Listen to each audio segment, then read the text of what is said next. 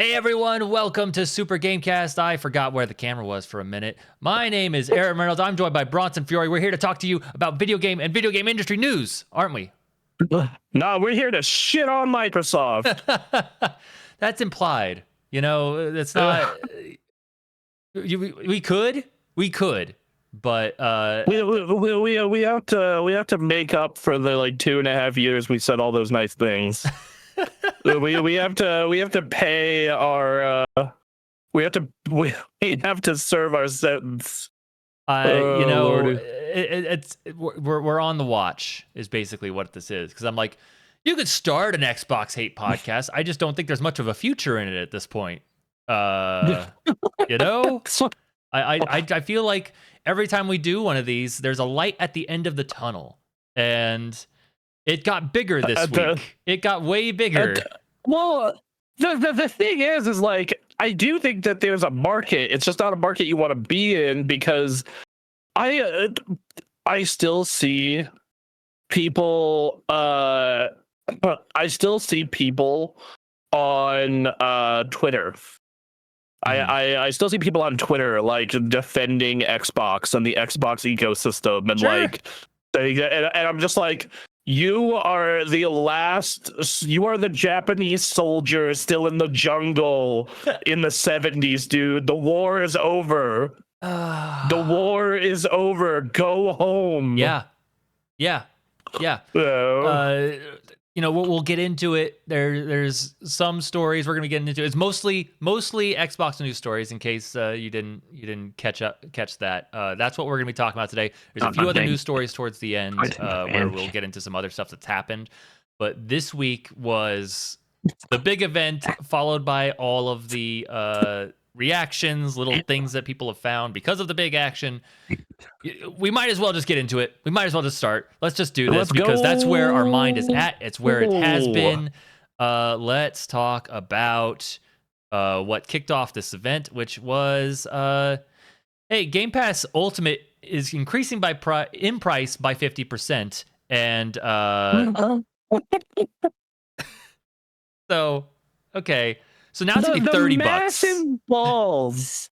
The massive giant testicles to be willing to do this.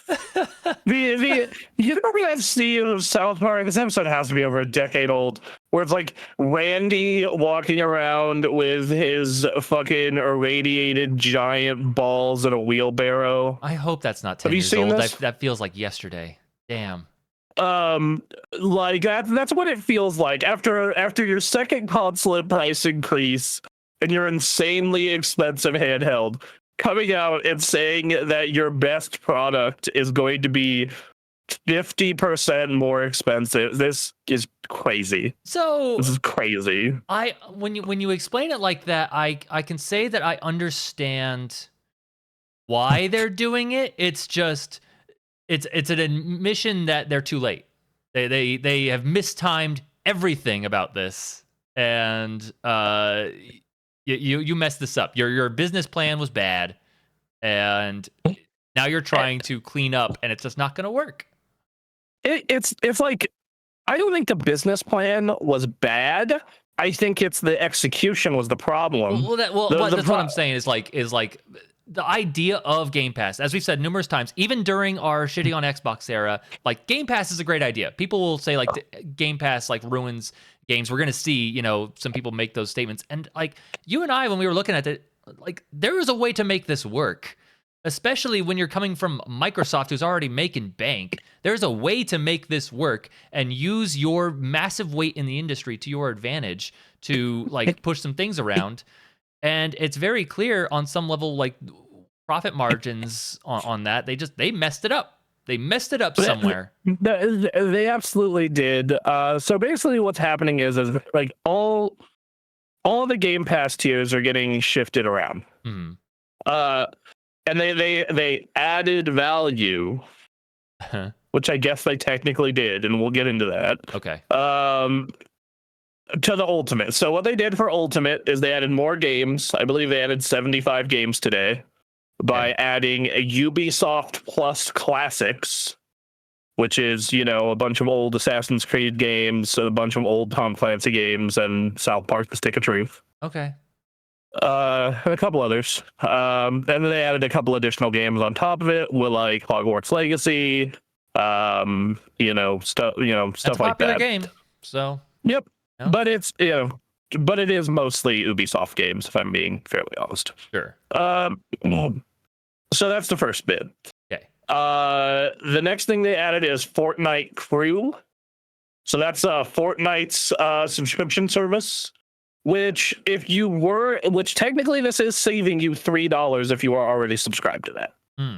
And what you get is you get a full battle pass and OG pass and some V-Bucks every month. All right. So then EA Play, still there, regular version of EA Play. Day one games at launch.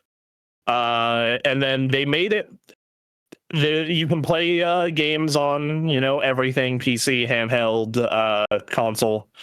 Online multiplayer, let's see. Oh, they upped the streaming quality from 1080p to 1440p, and then you have the shortest wait for streaming. And then they added this rewards program where you technically can earn up to $100 in store credit a year. Okay. So, all right. I don't know. I think that this is only valuable if you are really into Ubisoft games, but most of those games sell for like pennies. Like a year later, like 10, $15. And then, you're looking at and then the Fortnite thing is like genuinely valuable, but it's only if you play Fortnite. Well, and this points to a larger problem is like they are fighting an increasingly uphill battle where Game Pass as a service is ridiculous value for what you're doing if you're gaming all the time and you're like, I want to try a different game. Here's this service that has a bunch of games. I'm going to keep plumbing the depths here and keep doing that and keep doing that. If you were to do that, you can stretch a lot of money to play a lot of games. But the thing is, like, are those the games you want to play? And that's always been a question with Game Pass, to be fair. Yep. But at this price point, it was like, well, I'm getting all kinds of stuff. I'll find something. Or sorry, at the previous price points, it was like, oh, well, there's all kinds of stuff. I'll get something. At this price point, dude, it's like, well, that's basically half or a little under half the price of a full video game. Right. Yeah. And I kind of looked through what I played that was day one on Game Pass this year, right? Like I decided to poke around in it, and I'm like, which of these would I have bought? And it would have been, I would have bought Doom, I would have bought Tony Hawk, I would have bought Avowed, and then everything else I kind of probably would have waited on. And so those 3 games is less than a year of Game Pass. Right. So it's, and then I also would have been disappointed at paying $70 for Doom. But I don't think Doom, The Dark Age, is that great. Sure. But, so yeah, like I think that at this price, for Ultimate at least, I just don't see the value, because at that point, like, okay, within 2 months you can buy a game, and, who is playing more than, 2 games at a time, right? I guess if you're maybe burning through them super fast. I mean, yeah, everyone's gaming habits are different, and the amount of time that we spend, on one game or another. But at $30, like, if you're the kind of person that's, has Steam, who the people that are willing to pay Ultimate to get all the benefits of Xbox, and are also people who probably like have Steam or something. Like there's probably a lot. And then like you look at a Steam sale right now, it's like, you can get Indiana Jones for $55, and that game is about 20 hours long if you just want to do the straight shot the story, and if you want to do everything, it's like a 45-hour video game. And to be fair, so it's gonna take you.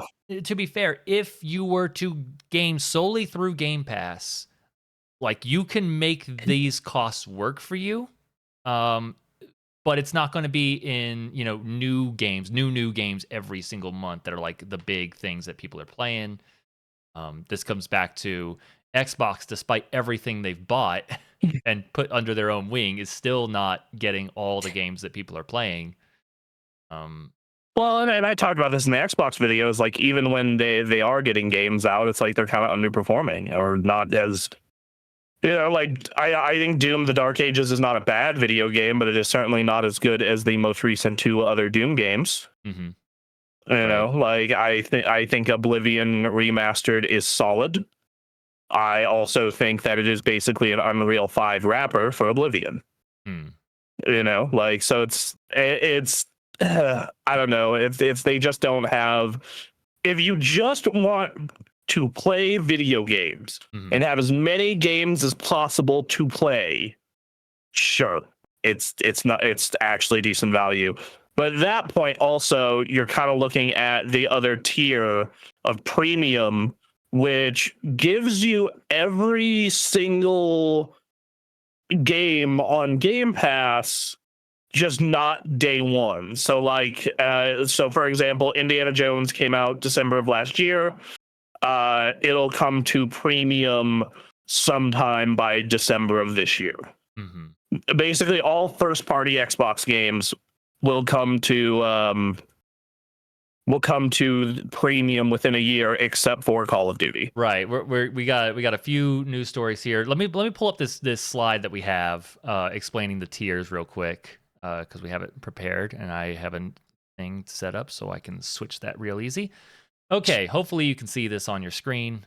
Text is small, but yeah. So we got Essential at $10, Premium at $15, and Ultimate at $30, and then there's PC Game Pass at $16.50. Yeah, which I'm gonna get real salty about this because of the next story after it, which is they didn't add anything to PC Game Pass. Oh, they added nothing, but they upped the price by $5.50. Yeah. And also, it doesn't support PC handhelds, which is bullshit because those are PCs. They're PCs. They're fucking things. They run in Windows or Linux. Yeah. So I don't know. We're looking at this here. Gonna fucking spoof my device ID just to fuck with Game Pass. God damn it. There's got to be a way. Fuck 'em. Let's see. Yeah, starting at premium, new Xbox published games join the library within 1 year of launch. Asterisk for Call of Duty, and then available day one for PC Game Pass. So yeah, which nice. Is what it was before, but like still, like if you're weighing the benefits between premium and PC Game Pass. I'm gonna be real. Like, out of all of these, the one that seems like the most worth it is PC Game Pass, unless you really want to play on a handheld. Like it's like $16.50 a month is. It's not as nearly as cheap as it used to be at $12, but it's like, okay, like that's pretty good. That's not day one releases still. That's not bad. I'm still unsubbing, right? Which I have a story for that later. Yeah, but like, yeah. So we got things to talk about there.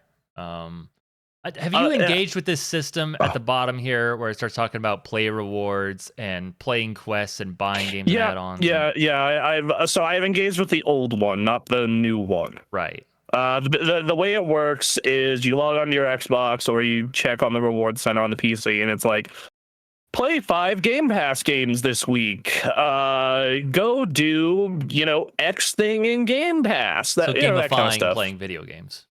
Yeah. Yes. They're gamifying your games. We put a game inside your game so you can game while you game. Which I get it. You're trying to get people to engage more with Game Pass. I understand. Yeah, like they're trying to show the value of the service, which, all right. I'm sure that people who are playing Hogwarts Legacy will also want to play Peppa Pig World Adventures. I'm just looking at the front page of Game Pass right now, by the way. Gotcha, That's how I knew that it is. I decided to throw up Game Pass. I'm like, I'm sure the person playing Lara Croft and the Guardian of Light will happily play RoboCop Rogue City. Man, they So, should. I don't know. um, Yeah, man, but I don't yeah, know. Uh, and you're like the rewards thing. I've gotten a couple free months of Game Pass out of that. I okay. would say when I was like peak playing Xbox, Hmm. like just going ham on Xbox, like 2020, 2021, 2022. That's where I was primarily playing my video games. I probably got 2 months of Game Pass out of it. Okay. I don't know what you can't pay for subscription now with the rewards program though. Oh, good. So Okay, cool. I don't know what let me see what the rewards are. Actually, I want to see what the new rewards are. Okay, so uh you can get Xbox gift cards. Hmm. So you can get Xbox gift cards, which you can get DLC for certain Microsoft games. So that's a thing. Um, you can donate to the Trevor Project. Okay. I mean, You can donate. that's cool, but Uh, like, that's the yeah. You can donate to some causes. yeah. Uh, and then that's kind of it. Oh, you can get Roblox cards. You can get Oh, Roblox well, yeah, cards and League of people Legends playing the cards. Roblox there. This comes back So to like there are there's ways to if you there are ways to engage in Game Pass that can make it valuable, but there's just a couple problems. One we've already mentioned, and then on top of all that, just like word of mouth about Xbox is in the toilet, man. Like, well, and who is the consumer that is that person who's like, I want to play day one games, but I want to play specifically these day one games. I'm willing to pay $30 a month for it, while also not just going and buying the games. Like I feel like that's such a narrow person. right. And I feel that, and we'll talk about this in a story that's a little later. I think it's because they're trying to push, full video games, like buying games again. Which is Um, uh, yeah. Should we go on the next story? I could yeah, go in circles on these. yeah. So The response to this, of course, was very weak sauce corporate bullshit. Which is yesterday. Who was this? Microsoft, Dustin Blackwell, director of gaming and platform communications, said, "We understand price increases are never fun for anybody. But we're trying to reinforce by adding more value to these plans as well. It's something we don't take lightly, and we're listening to feedback of players in the community to try and provide them with more of what they're asking for." that's a decent, generic answer to. That is shut up and take it, piggies. I mean, okay, you could be taking feedback. That's good. You should talk to the people using your service and people who like want to use your service, but like I don't know what feedback you give at this point. Like, hey, this price increase kind of blows for us. If you need to do it, fine, but like then this is still a bad deal for us. Yes. So I did enjoy I was talking to Anthony about this, and we found a YouTube comment that both made us laugh. You know it's gonna be bad when they say we've listened to your feedback.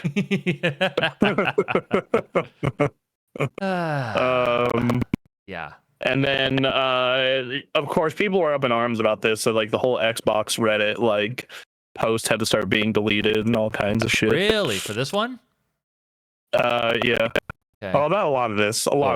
This whole shebang. Um, it just feels like just say nothing.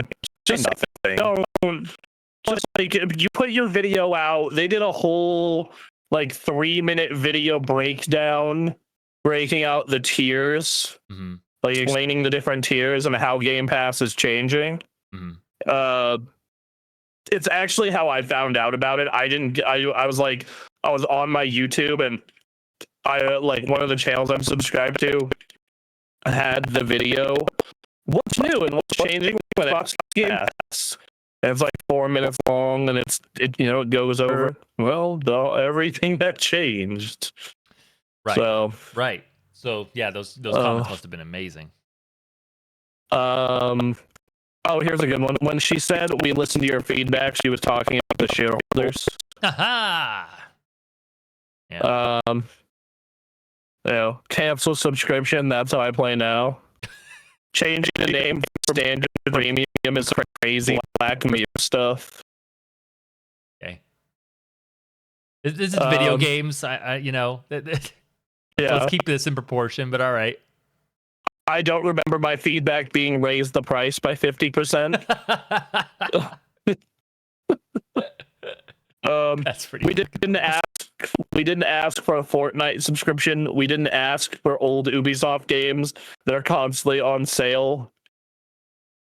I understand the Fortnite thing. That makes sense. Apparently in Brazil, it was 100% increase in price. Oh. They doubled the price in Brazil. Man. Oh. No. Can we talk about how this is the most expensive subscription by far now, by the way? Like for entertainment? Yeah. Like it's like I have a family plan for Apple One, which is music, video. So I have me, Steph, and Mom on it. And so I have all of us on it, and it is music, TV, news, and I think a couple other things. I'm trying to remember what else is in Apple One. Some iCloud storage, like you get a good chunk of the Apple product suite. Mm-hmm. Oh, games, Apple Arcade. So like iOS stuff. Yeah, like you get a bunch of iOS games. My mom uses that one. But anyway, so it's like Game Pass, but for iOS games, kind of. Right. Anyway, and that's $26 a month. And it's a family plan. Right. So I can add up to 5 people. Okay. Yeah. That's crazy, dude. I need to check.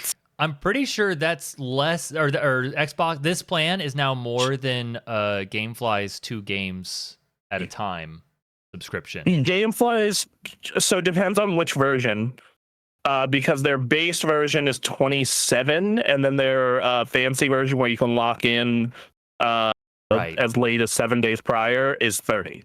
So it's the same. So it's the same, and that's to lock in getting games day one or as close to day one as possible, and that's like you could be playing your $60-$70 full price games and just alternating between 2 of them at any one time through a cheaper service than what Game Pass is offering.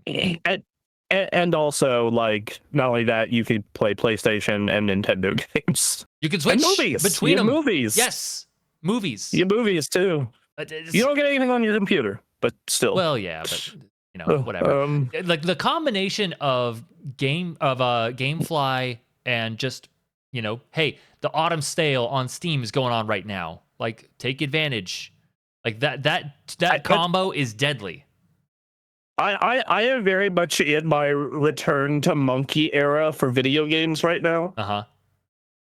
Because I thought about going back to game, but so my Game Pass, I paid for this month because I wanted to play. One, it was before this announcement happened, but I wanted to play Ninja Gaiden, Outer Worlds, and one other game that's on that service this month, cheaper. And then Ray bought a laptop, and he gave me his 3-month Game Pass code, but that came with it. Okay. So I am paid through my Game Pass for January, but I canceled the renewal. Right. So I said, do not renew this. I do not want this. I am done with your shit. Mm-hmm. But I was like, I had the thought, man, I don't want to pay $70 for every game. I should get GameFly again. Yeah. Yeah. Yes. It's a good service. It is. It's a great service. I was subscribed to GameFly for 14 years before I canceled it for Game Pass because I was like wanted to save money. Ah! Oh my god, man! Outside of 1 year when I was just out of college and didn't have a job and was so broke that I could barely afford my phone bill. Right. I didn't have Game Pass that year, or not Game Pass, GameFly. But otherwise, I had it from 2007 until 2021 when Microsoft had that really great Game Pass year. Yep. And I, canceled it. Went full Game Pass, but now it's time. Yeah. It is time to return to Monkey. Yeah. I've also returned to Monkey in another way, by the way. Okay. Give me 1 sec. Oh no. You don't like this. All You don't right. like this. You don't like this. Oh yeah! Yeah! Print magazines of video games. Return to Monkey. Hell yeah. That's the good stuff. How much is that? I think for print it's 40 or 50 a year. Okay. And then what are you getting them like every 2 or 3 months? Every five weeks. Really? Okay. 5, 6 weeks. Yep. Yeah. Yep. Man. So hell yeah. I think it's $5 an issue is what it breaks down to. That's fine. That's so fine. it's but you you have to pay it all at once, of course. Yeah, you have to pay it all at once. But still, that's not that's cool. I was just everybody, we gotta do it. Return to Monkey. Start buying Blu-rays. Oh, Go man. be wild and free. That's yeah. This is escape the bonds of the subscription service. Yeah, dude, this is wild. I just this came at such a bad time for them too. The price increase combined with the price increase on their consoles, combined with revealing their price for their handheld. Xbox was already in a bad way, both in terms of their games over the last 5 years, 3 years, and just bad news story after bad news story after bad news story, shutting down studios, layoffs, and now this is a bad time. This you got a negative hit on what Xbox is in all branches over the course of a week. Maybe they're trying to just get it all out of the way. Yeah. maybe they're like, all right, we have all these bad decisions. We're gonna line them up all in a row over 2 months, get them done with. Right. Well, so yeah, one of the things that's mentioned is friggin' Call of Duty. And I think that provides a hint at what's happening, which Call of Duty is for sure a big part of this. The purchasing of Activision is the biggest acquisition in the history of Microsoft. Mm-hmm. Not just Xbox, Microsoft. Right. The most valuable company in the world. Yeah. This is their biggest purchase ever. Mm-hmm. More than OpenAI, what they paid for their portion of OpenAI. Wow. So as part of that, all the eyes of the company as a whole were on them very heavily. And I think that there's a lot of pressure to make money and make a shit ton of money. And I think that Call of Duty, them losing sales because people were just playing it for a month on Game Pass instead of paying $70 for a copy, it was a big part of that. Because I didn't buy Call of Duty last year. Yeah, I just played it on Game Pass. There's a news story coming up here that'll be a bit more relevant to the Call of Duty conversation, but just while it's on my mind right now, it's I think the success of making Call of Duty be that thing was you needed to be driving people to Game Pass at the same time, because the agreeing to not go exclusive 10 years out, good PR, but you needed to be coming up with other things to get people into Game Pass. And it didn't. Like, so last year's Call of Duty had record engagement numbers during the first couple months. So what that tells me is people subscribe to 1, maybe 2 months of Game Pass to get their fill of Call of Duty and then left. Right. Which is why it's also not in the premium tier even within the first year. Mm-hmm. They're like, no, dog, you're going to pay us for Call of Duty. Yep. It is too big. Right.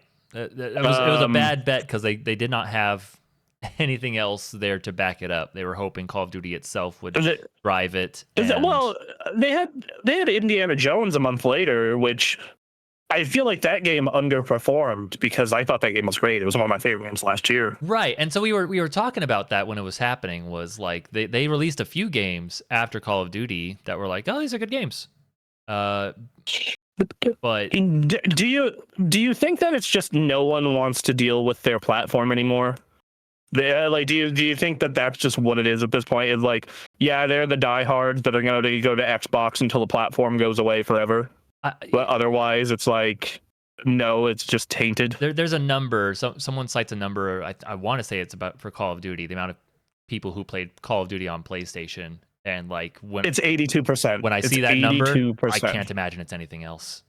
I think it's done. I just think it's tainted. I think it's tainted. Yeah. And I can see that by I have an Xbox friends list that dates back to 2003, and I would say probably the amount of people that are online actively playing things on their Xbox compared to my PlayStation friends list is like 1/10. Yeah. It's like, and usually if they are playing something, it's not on an Xbox console or the Game Pass app. It is literally just going and fucking off, and they're on their PC, and the Xbox app just happened to be on. Mm-hmm. I think there are a couple of people who are still there. Like I have some dudes I was in a Madden league with who are still there. The girl I dated in college still there.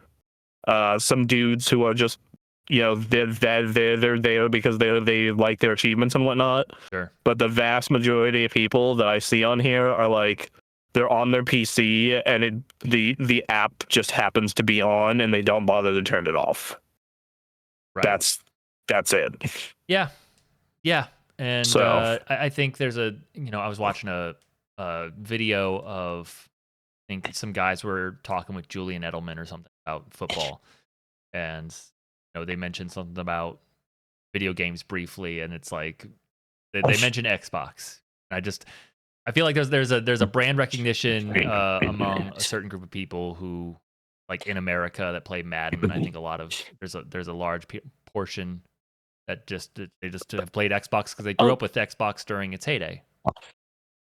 Well, or that's just where their purchases are, and they're just kind of like they don't want to give that up. Like I was on the Rockman Reddit, which we'll be talking about more later, and just a lot of people like, yeah, dude, I bought all this DLC on Xbox, so I have to own an Xbox to keep playing all my Rockman stuff. Bad news for you guys. Later.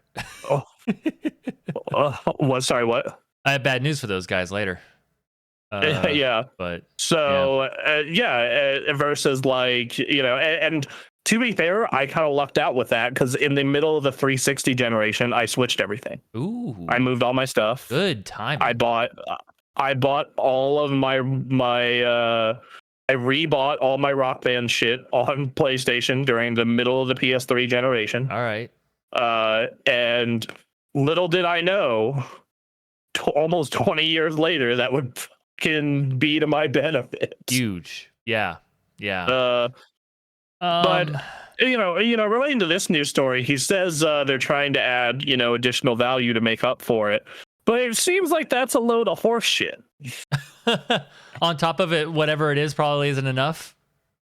Yes, because they are getting rid of their 10% DLC discount that Ultimate members had. Right. Yes, this thing. So Ultimate members used to be able to get DLC for 10% off. So, like, for example, I loved the new Indiana Jones game. The DLC for it recently came out. I could have got it 10% off on the Xbox store with the Game Pass membership. They're not doing that anymore for the vast majority of games, including the discount on Call of Duty points.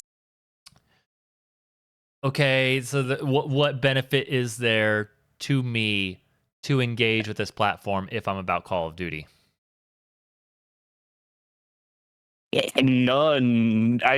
Like, if you are all about Call of Duty, then zero, because like you're not getting it for free anymore. You're not getting Call of Duty points discounted. Like you're better off just playing it on Steam or on your PlayStation. Yep. Well, like the to be fair, it seems like they're just saying fuck the platform. They're like, fuck the platform. It's kind of like, We're yeah, I was wondering at what point during this news blitz we were going to get there, but this seems like they're just like, this whole strategy we took blew up. And so we're going to get what money we can while this ship sinks and we build the new ship, I guess. So I'm gonna go. I got a full conspiracy theory. I'm gonna get to more towards the end of this. Okay. All right. On what I think their plan is. All right. I'm not necessarily sure it is their plan. Right. But it's what I think it is. Okay. Yeah, I think that this is like, we added so much value, but then we got rid of one of our discount programs. Cool. Like, cool. Okay. Like, what is happening? what are we doing? What are yeah. What are we? God, we still got a little more to go on these, but like, after reading all this, I almost wanted to go in the living room, take out the Series X, and put in a 360. I need to replace the power supply on my 360. Its fan is dying. Aww. But like, it's making a rattling noise. Okay. And I'm fairly mechanically inclined, but I'm not. I don't want to open a power supply because I like living. Sure. So yeah, man. This is So because I was just like, I mean, what am I playing on my Series X these days if I don't have Game Pass Ultimate 360 games? You want to know what plays a lot more 360 games than a Series X? An Xbox 360. Ooh. Yeah. The bad part is you don't get the upscaler, and you don't get the you don't get the upscaler or the FPS boost. Here's the thing, though. As this brand continues to fade into obscurity and Xbox becomes more of a nostalgia thing, that's like a benefit. That's a feature that it doesn't. It looks like shit. It's like I'm there. Take me back to 2008 when I didn't have responsibilities. Yeah. Well, I had one responsibility. I had a really crappy day job. Well, yes. But take me back to 2008 when I had my shitty summer job. Take me back to when Halo 3, Fallout 3, Orange Box, all these games are coming out. Gears, Dead Rising. Pinata. Get me back to this specific window. Get me back to this sweet spot between the 360's launch and like 2011. It's just beautiful era. That's what kills me, is that was the era. That was a huge era for games, I felt. Also, I'm biased because I think that was a huge era for us in starting this website and covering video games. And it was really exciting and interesting. And that happened to be the window where Xbox 360 leapt out ahead, and then PlayStation started slowly crawling back from behind. And that era ended when Xbox shot itself in the foot. Yep. And then didn't treat it and is about to die. And they have gangrene, and the foot is now melting. The foot is melting. They got a blood infection. They're in sepsis. Oh my god, man. And they're well on their way to becoming Microsoft Gaming. Yeah. Anyway. Yeah. So yeah, like it's obviously horseshit, the value thing. And then the next bit is, hey, premium members are getting those games within the year except Call of Duty. Said Call of Duty. So no Call of Duty. yeah, to get day one, the stuff that we were getting before, it was Ultimate, which is $30 now, and then within a year for premium, removes Call of Duty from that. So it's just like, so what is it? Is it a game by game basis on when it's coming? I think so. Yeah. Like I imagine. So these are the Call of Duty games that you can play on Game Pass. Okay. Modern Warfare 2, Modern Warfare 3, Black Ops 6, and World War 2. Okay. And I guess maybe they'll just have Modern Warfare 2 and World War 2. Who knows? Like Right. these are the ones that you can play on PC Game Pass, which gets everything still. Yeah. So like that's my guess anyway. Yeah. So wow. But like, who wants to play the old Call of Duty? That's another question. There are some weird sickos out there. You know, you want to play the old games, but like, I don't know. I don't know what the Call of Duty audience is like. Like, I want to play Black Ops 2. Right. That's the one I like playing. Like, I don't want to play. I want to play like original Modern Warfare 2. I don't give a shit about playing World War 2 or Modern Warfare 3. I don't know very much about the Call of Duty world. Do they have servers running for a lot of those old games? Do they just like keep those up because maybe? Yes. Depending on which one, it'll be hard to get a match or not. Like, but there are still people playing original Modern Warfare 2 on Xbox. Man, you can still. Like, I hopped into a game of that like last year. Huh. I had the itch to play some Call of Duty before Black Ops 6 was out. Yeah. I was like, look, I was not in the mood to play a more modern one. So yeah, I just installed Modern Warfare 2 on my Series X and went after it. Yeah. It was a good time. All right. Hey. So yeah, and there are still people playing the remaster of COD 4. I after canceling Game Pass, I did get an itch to play COD. Okay. Last month, and I played COD 4 on my PlayStation 4. Or sorry, PlayStation 5. All right. So yeah. So the popular ones have community still. Your Black Ops 1, 2, your Modern Warfare 1 and 2, your you know, it's the shit like Vanguard and World War 2 and right. You know, Black Ops 3 that don't really have people playing them. There's a part of me that like, it's not nostalgia, but there's like a part of me that kind of wishes I was that kind of person who was not as engaged in games, like found the perfect game and I was just there for 20 years. I'm just hanging out there for 20 years. There's something kind of nice and simple. It's a simple life, you know? I'm so close, but not.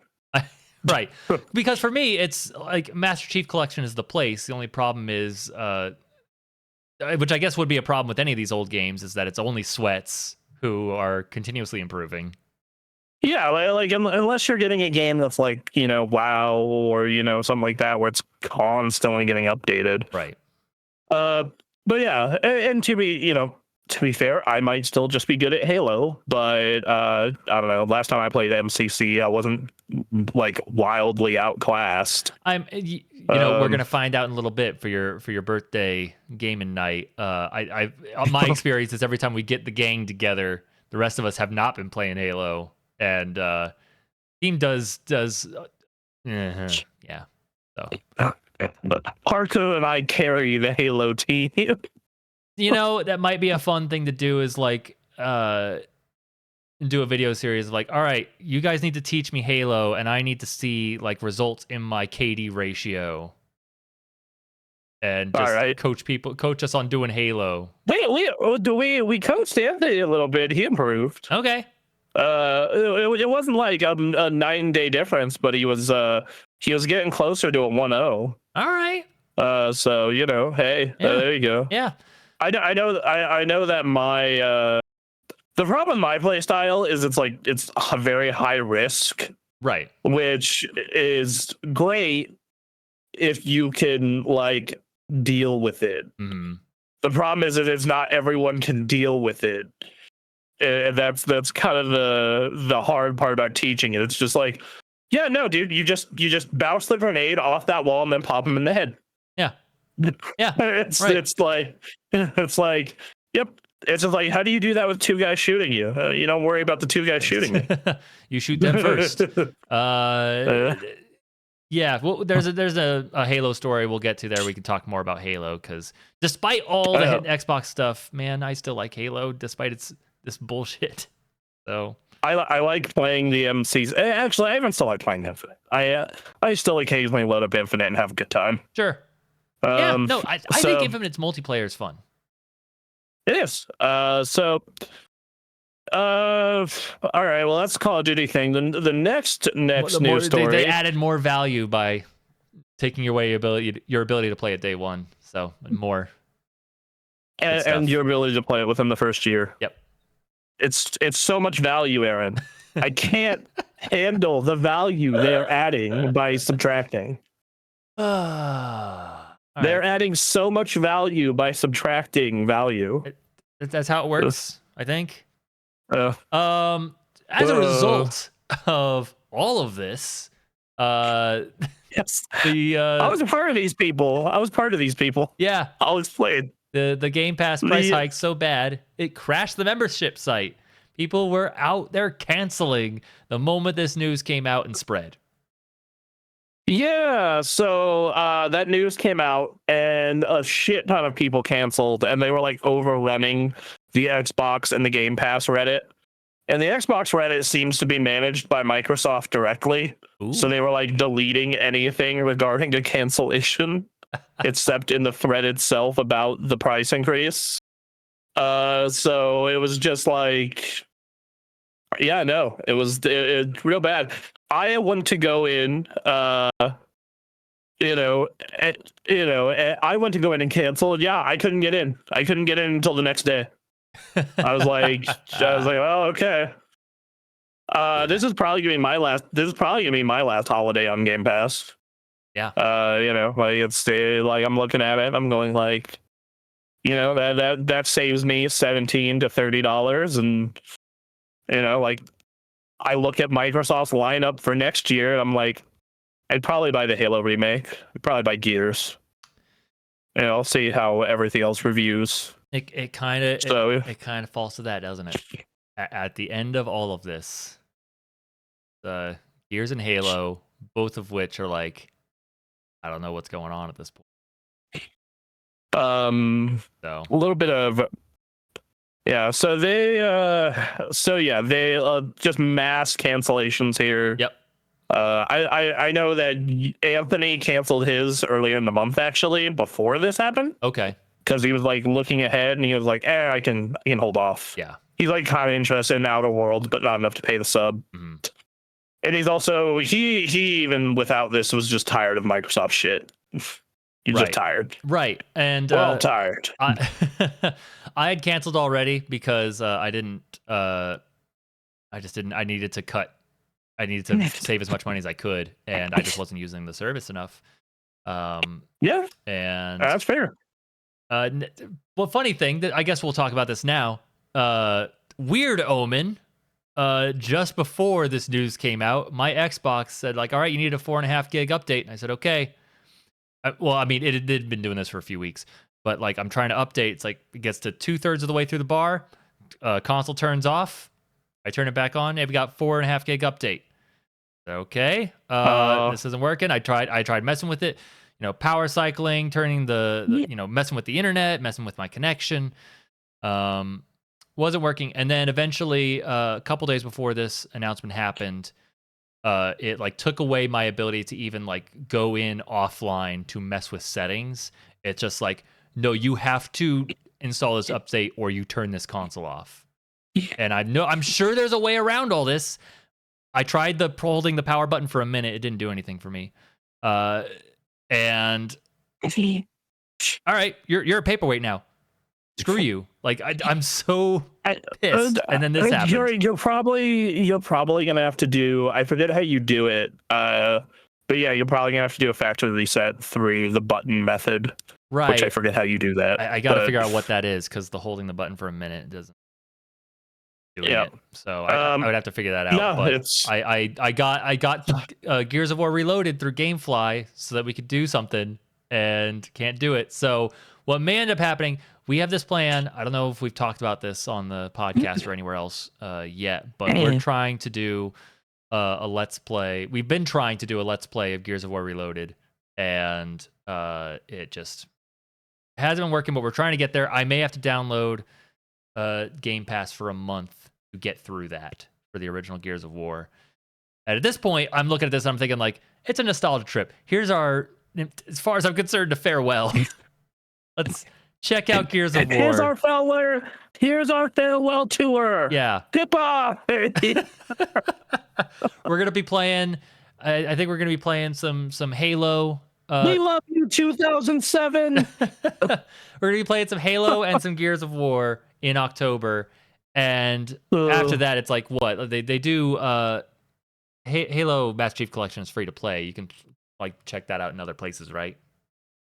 So Halo Infinite's free to play. Halo Master Chief Collection is if you get it right now on Steam sale, it's $10. Oh, okay. Which I own it. Yeah. So I own it. So at this point, I bought that. This is what I'm thinking, because like I'm not doing Game Pass stuff anymore. I'm not really willing to give Microsoft more money than it needs at this point. It's just ridiculous. It's ridiculous. So, yeah. So look forward to that. What was not planned, but it seems like our farewell month to the Xbox. Wild. I actually. So you don't own MCC on Steam? No. No, I don't think so. Give me a sec. So give me 1 second. Give you a second. Yeah. So we were looking at the prices and all the benefits and all. You know, if it works for you, great. The thing is, it's just like I don't know who that person is. Right. So leave comments in the podcast if it works for you. Like, we need to know, because I don't understand. Just trying to subscribe to a gaming service to have access to some games, regardless of whether they're good or not. Well, PlayStation, talked about this. Yeah, they have their own, but they talked about, they're like, yeah, the reason why we don't match them on the day one games thing is we would lose too much money. We don't know how they're doing it. It's right. They're very they're not transparent at all about how they're doing it, which is what has led us to speculation on if this is why, like, when the Game Pass thing started, like at the beginning, I was like, these people, they do business. They do business at this business. And surely they've drawn up the numbers and said, we can make this work. We can make X work. And here we are in 2025, and it don't work. It didn't work. And because they're so opaque about it, like, I don't know what they were expecting. What was it that they were doing back there? Okay, so this is what I think the plan was. This is what I think it was. It was the Netflix model of, we're gonna do it super good, and we're gonna be the first one here, and everyone's gonna love it and sign up. And they just didn't hit enough people in time. Well, that's the thing is I want to know the numbers. What are the numbers here? Well, last I heard, they have been stagnant around 35 million.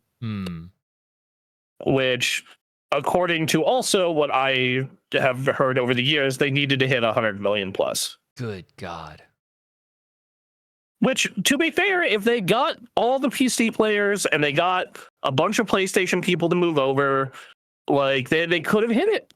They could have. But they got a third of the way there. Obviously, less now. Feels like they got the idea for Game Pass before they had the games, made and lined up for providing an all-out assault against God of War and Spider-Man and Ghost of Tsushima and all that. Well, you have to remember, they bought all those studios like a year into Game Pass's existence, right?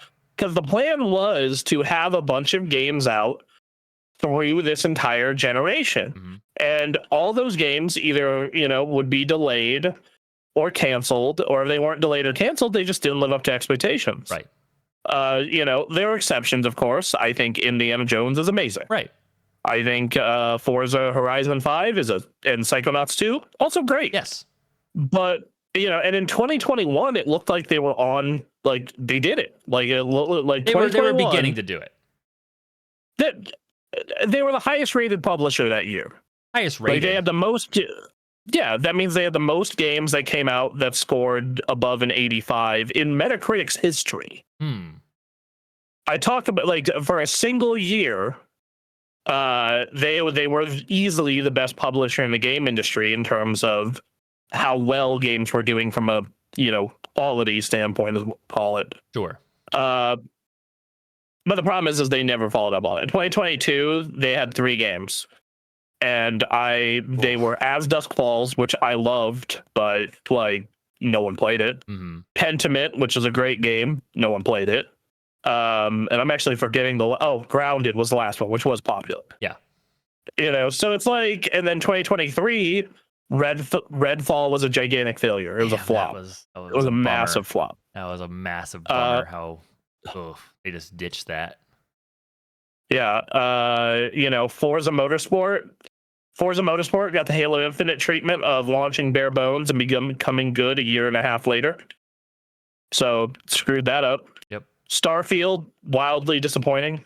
Mm-hmm. Like just big disappointment. Yep.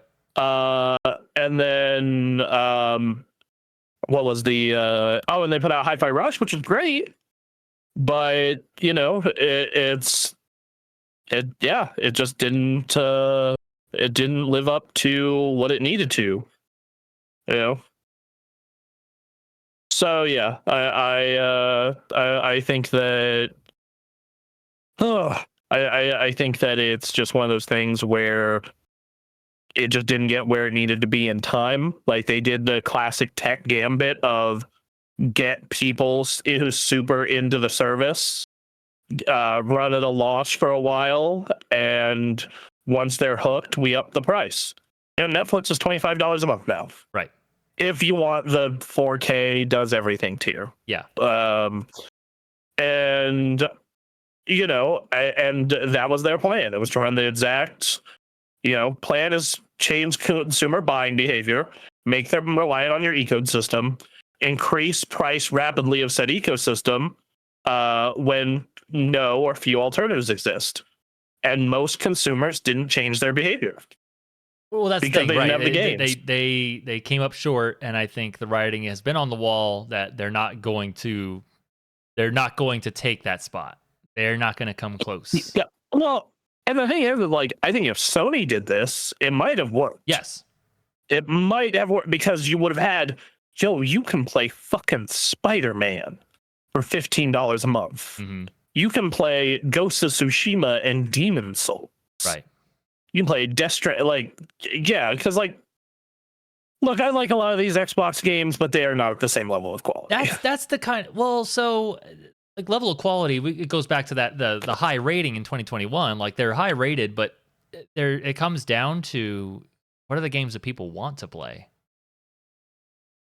I mean, I mean, we can look at the best selling games of 2024, right? Sure. All right, best-selling games of 2024. Obviously, the most popular games in general are the big live service games, Genshin, GTA, etc. But last year, Helldivers 2, Call of Duty, College Football, Dragon Ball Sparking Zero, Elden Ring, Hogwarts Legacy, Dragon's Dogma 2. That's best of Steam. A lot of multi-plat stuff in general, if we're being completely honest. Yeah. 2023 had I got last year's Spider-Man 2. That was in the top 20. Okay. Final Fantasy 7 Rebirth was in the top 20.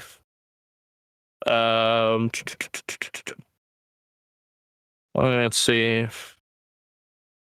Helldivers 2 at the time was exclusive. It was in the top 20. In fact, Helldivers 2 was the third best-selling game of last year. Yeah, I believe that. Number 1 was Call of Duty. Number 2 was College Football. All right.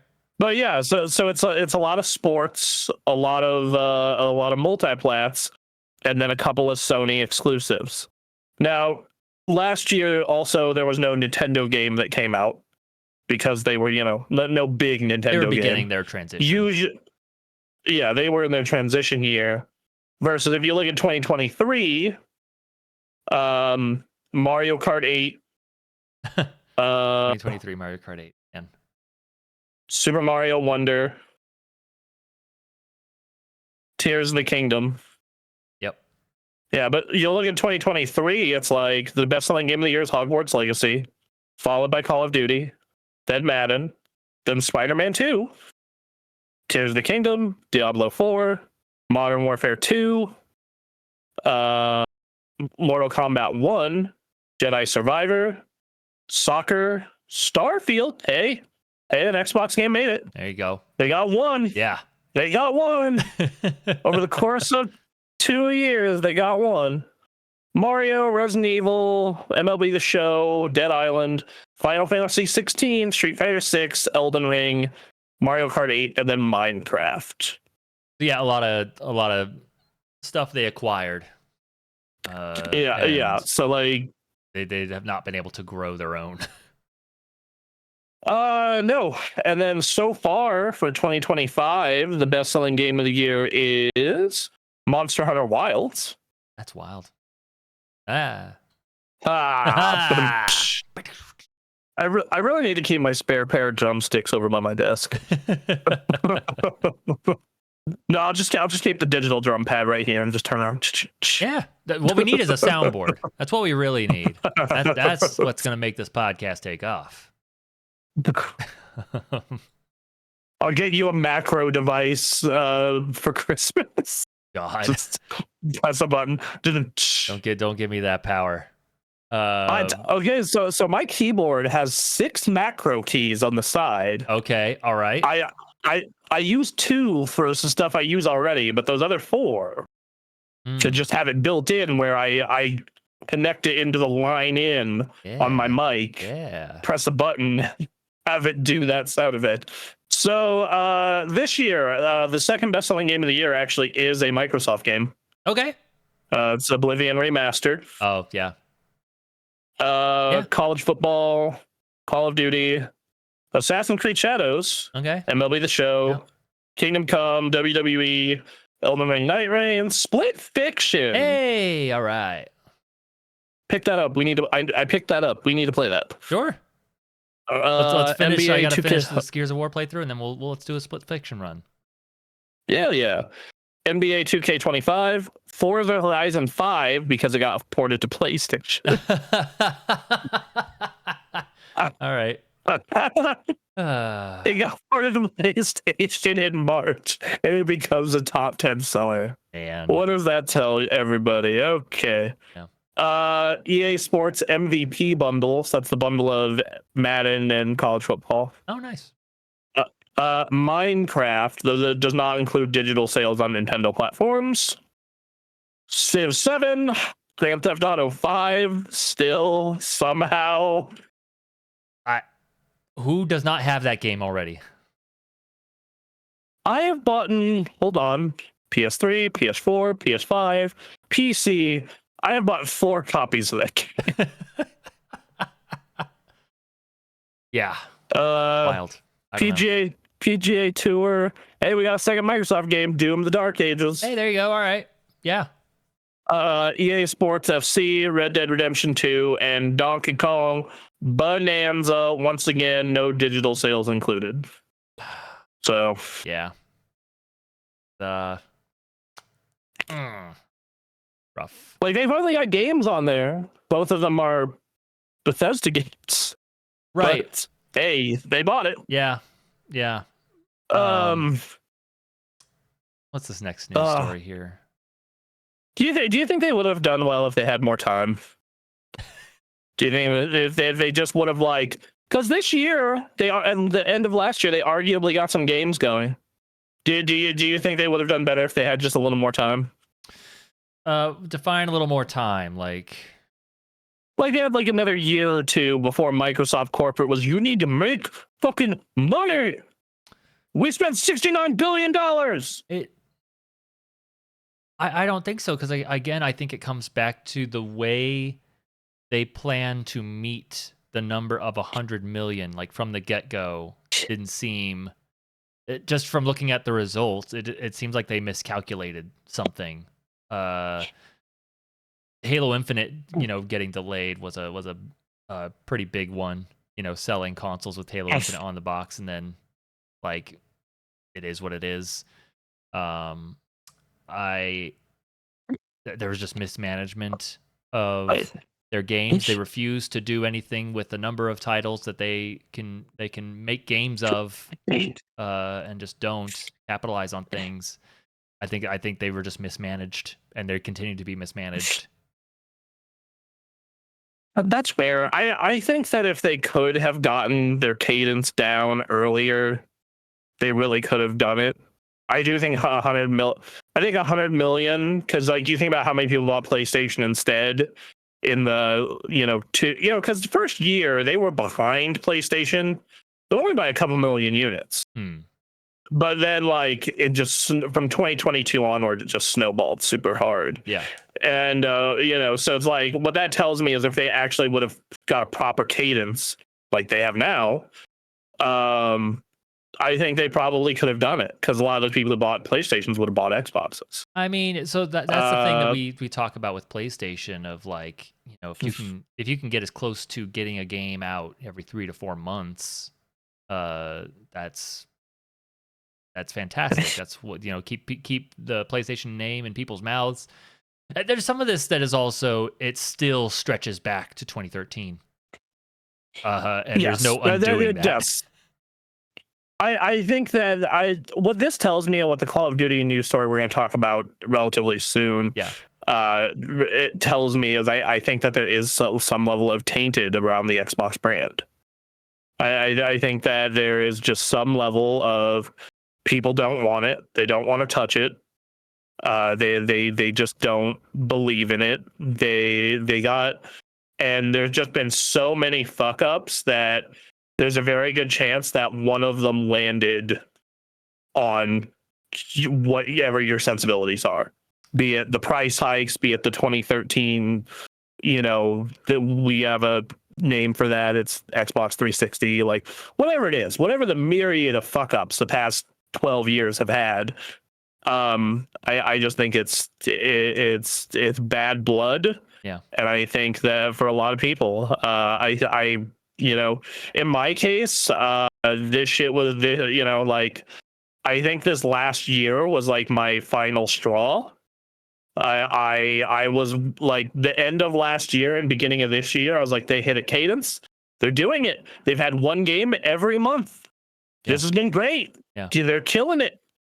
And then they murder a bunch of studios. And then they up the price of their console. That's 5 years old. Yep. Which, and if you want the 2 terabyte version, it costs more than a PS5 Pro. Right. Which is a more powerful device with the same amount of storage. This points to another thing that's kind of out of their hands on some level, is tariffs and other nonsense have raised prices for everyone, or will.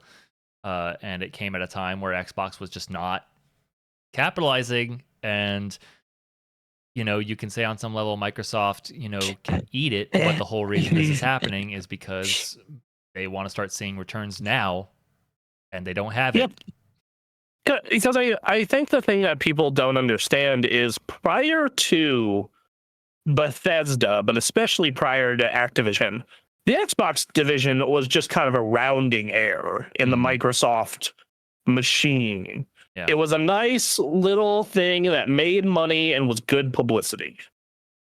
But after you become the biggest acquisition in the company's history, you have the CFO looking at you, you have the CEO looking at you, you have the board looking at you and going like, where's the fucking money? Mm-hmm. Yep. And the money, as Sony, and Sony even said it, like, look, doing that shit day one is not how you make money. If you want to make money, you sell these games for $60 to $70. Well, so that's the way to make money. But again, this was all part of a plan, supposedly, about pulling people away from PlayStation. And the idea is Microsoft can eat that cost for a time, but they need to be pulling people away from PlayStation. And they just wasn't enough. Like day one access to a $70 game that like people want to play was not enough for Xbox. And that's and it's I think that's because they didn't have I shouldn't say they didn't have enough games that people wanted day one to play. Right. You know, like the difference between saying we have a bare bones version of Sea of Thieves or Starfield day one versus saying we have The Last of Us and Final Fantasy 16 day one is kind of fucking huge. That's huge, and it's so huge that not giving, Final Fantasy 16 and Last of Us day one, charging $60, $70 still feels better than jumping into the Game Pass system, especially now.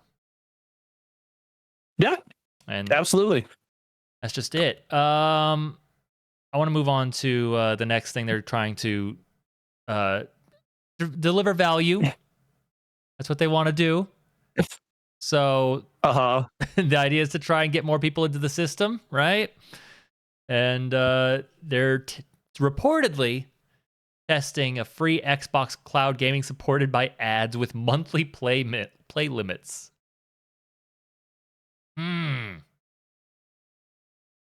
So okay, all right. I wanna talk with Microsoft. Microsoft, if you're listening, Microsoft, I know you listen. Yes, of course. I know Phil Spencer. You're a big fan. Definitely. Mm-hmm. I'm sure you really enjoyed the first 2 years of us really hyping you up. I'm sure you've also really enjoyed the past 2 years of us shitting on you. Sure. Stop trying to make cloud gaming happen. Stop it. Stop it. No. Nobody wants it. Nobody needs it. It sucks. That's the thing. I would want it if it worked. It does not work. Because there's limits to the fucking speed of light in which fiber travels at. It's not a good experience. You can't beat physics, bitch. Yeah. Okay. Once again, I bring it up every time, and I tested it recently. I had to for a video I was making. Right. I needed footage of cameo elements of power. I did not want to drag the recording equipment into the living room to get the footage off of the Xbox. So I figure at the time, I'm a Game Pass Ultimate member. I got the streaming. You know what? We'll see how it's doing. We'll see how the streaming's doing these days. I got fiber internet. The whole office is wired out the ass. There's a giant snake nest of Ethernet cables in the corner for the 6 devices in this room that use this shit. This shit's great. So I get 1,000 up, 1,000 down every time. Okay, I boot the game up. I'm actually kind of impressed. There's a little artifacting, and I do mean a little bit, not much. It was pretty good. Okay. Might be, it's a 360 game running at 720, but still. All right. Boot it up, pretty good. Little artifacting. Okay. I do the first area, and I press the button, and I'm like, okay, there's some input delay. It's noticeable, but not insurmountable. Right. Especially Cameo has some precise jumps, but it's not the end of the world as long as you're a little patient and willing to miss a jump here or there. Yeah. Fine. Every time an explosion happens, it looks like a PS1 explosion because of the fucking pixelated bullshit. Right. All right. But otherwise, I get through that opening castle section to get footage. Everything's okay. Okay. It's looking good. Fine. I get into the Fairy Grove, which is the next portion. tons of particle effects, Oh, tons of grass and trees. This looks like a YouTube video went into 240p mode. It was shitty. yeah. It was awful. I cannot. No. Or Cameo. No. For Cameo elements of power, it's not because the device that's running it can't run it. Right. I'm sure whatever device this is running on in some server in somewhere around me is running great. It's just the limitations of the goddamn internet and the infrastructure. Stop it. Yeah. Stop it. Stop it with this cloud bullshit. I wish it could work. It's a really cool idea, but you have proven for years now that you hit the limits. You and Stadia, you know? And PlayStation Network has it for PS3 games, and every now and then I try it, and I'm like, yep. Same. That runs about as poorly as you think it would. Yep.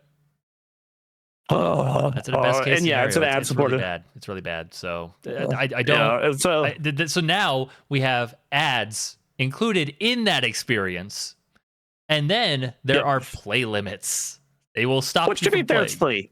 I know it's free, but like it's free.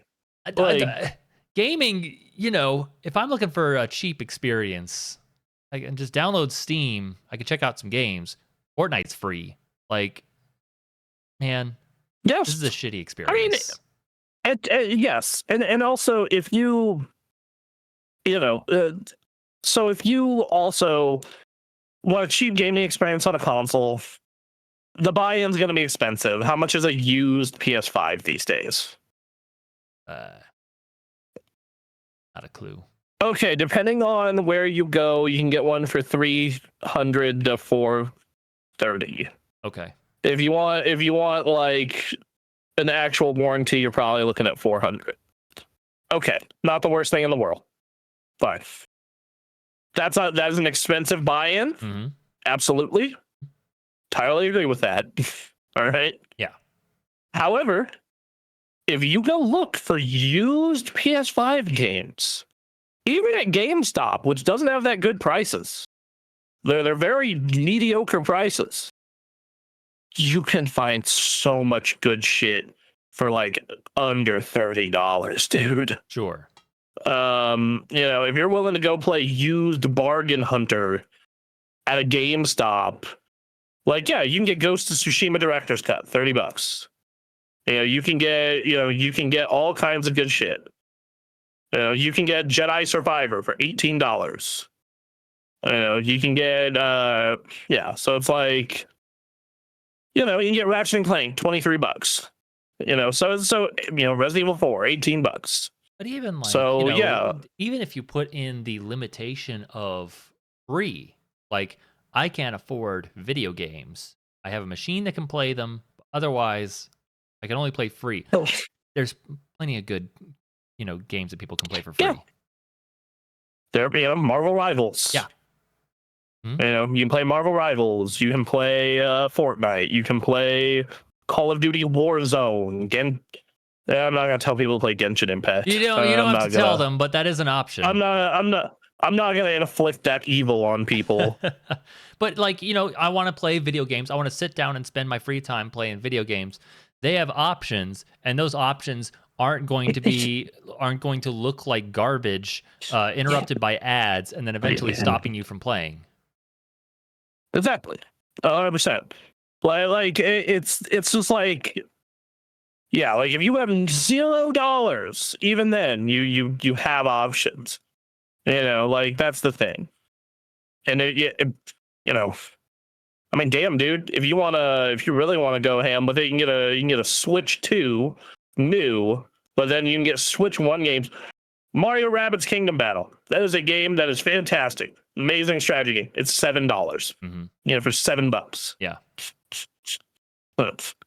Yeah. So I don't know, man.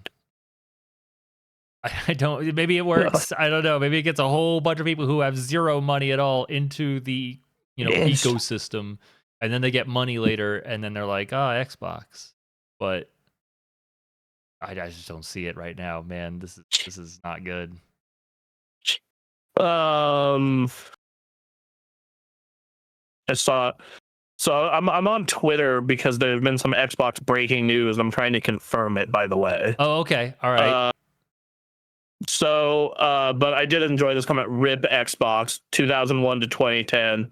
Thank you for that fantastic 9 years. Wait, what? Hang on. You heard it. Nothing happened. Nothing happened after that. Okay. Someone posted a picture of a bunch of Xbox influencers saying these four need to find new jobs because they ain't surviving. And then they said it again with a picture of Phil Spencer. Phil. Yeah, so anyway. All right. Well, here, let's see. We got another image here I got to pull up. Yep. Let's see. So, okay. So you sent me this image here. Yeah, I couldn't get the actual story because it was paywall locked. Bloomberg. Oh, right. That's right. I know there's a way around it. I just don't know that off the top of my head. Here, hang on. Let me. Oh, I can't transition. That's cool. So, anyway. Yeah.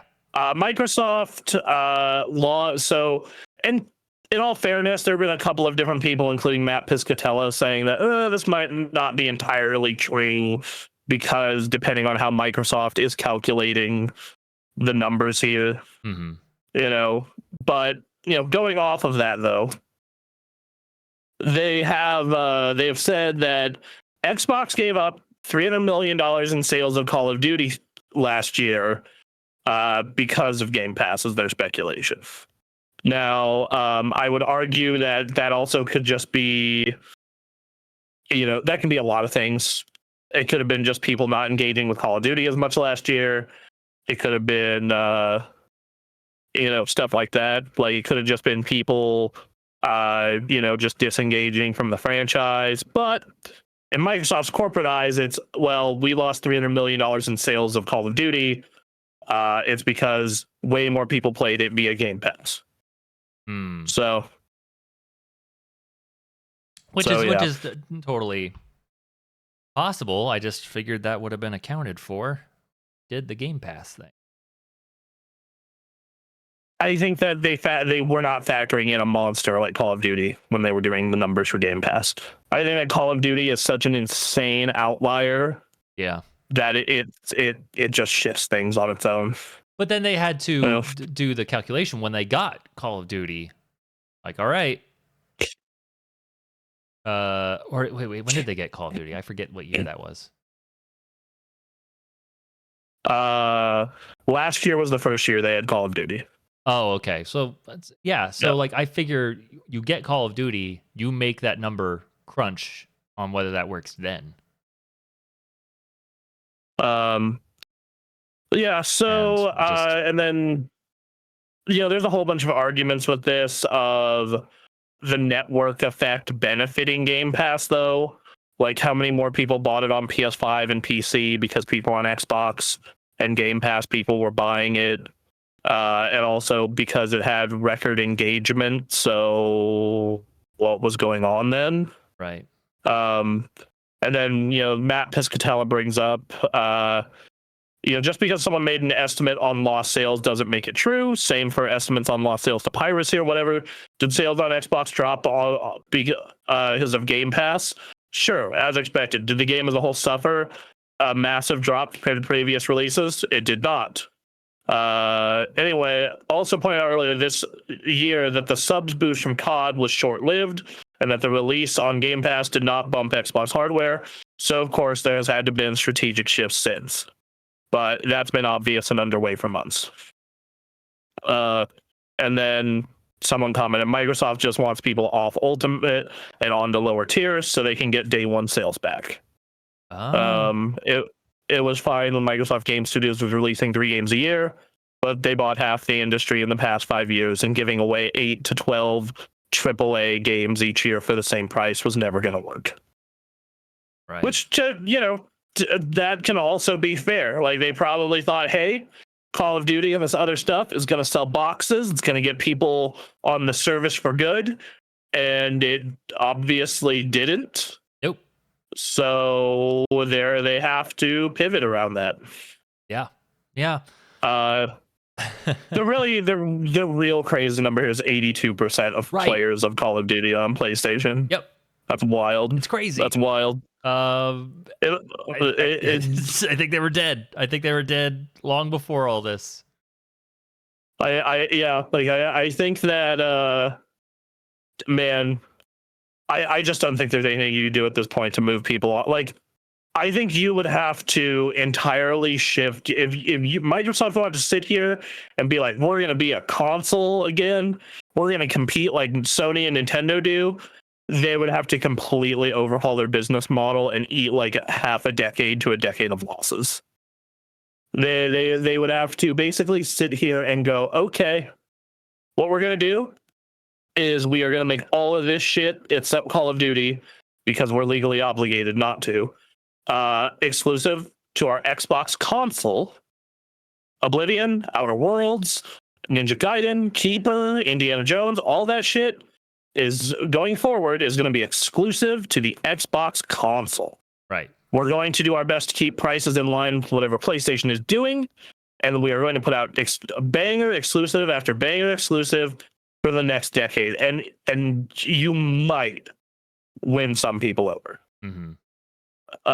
But that's not going to make... What's going to make the most money is them going and becoming a third-party publisher, developer, whatever the hell you want to be. Because this morning, breaking news. All right. Some breaking news. There have been a shit ton of rumors this morning that Xbox is going to exit the hardware market. They had made an announcement 3 months ago about doing a dedicated system, partnering with AMD. But a lot of people are speculating this is going to just be a PC box. A couple of people are expecting more Asus style partnerships, making the Xbox full screen experience available everywhere, while also producing devices following something like the Surface model. So yeah, these are just rumors. These are all currently rumors and a couple of links. One of them by, let me get the guy's name. Credible rumors from a guy named Sneaker SO, who has had a pretty good track record with Xbox leaks. Right. So yeah, he's had a pretty good track record. Man.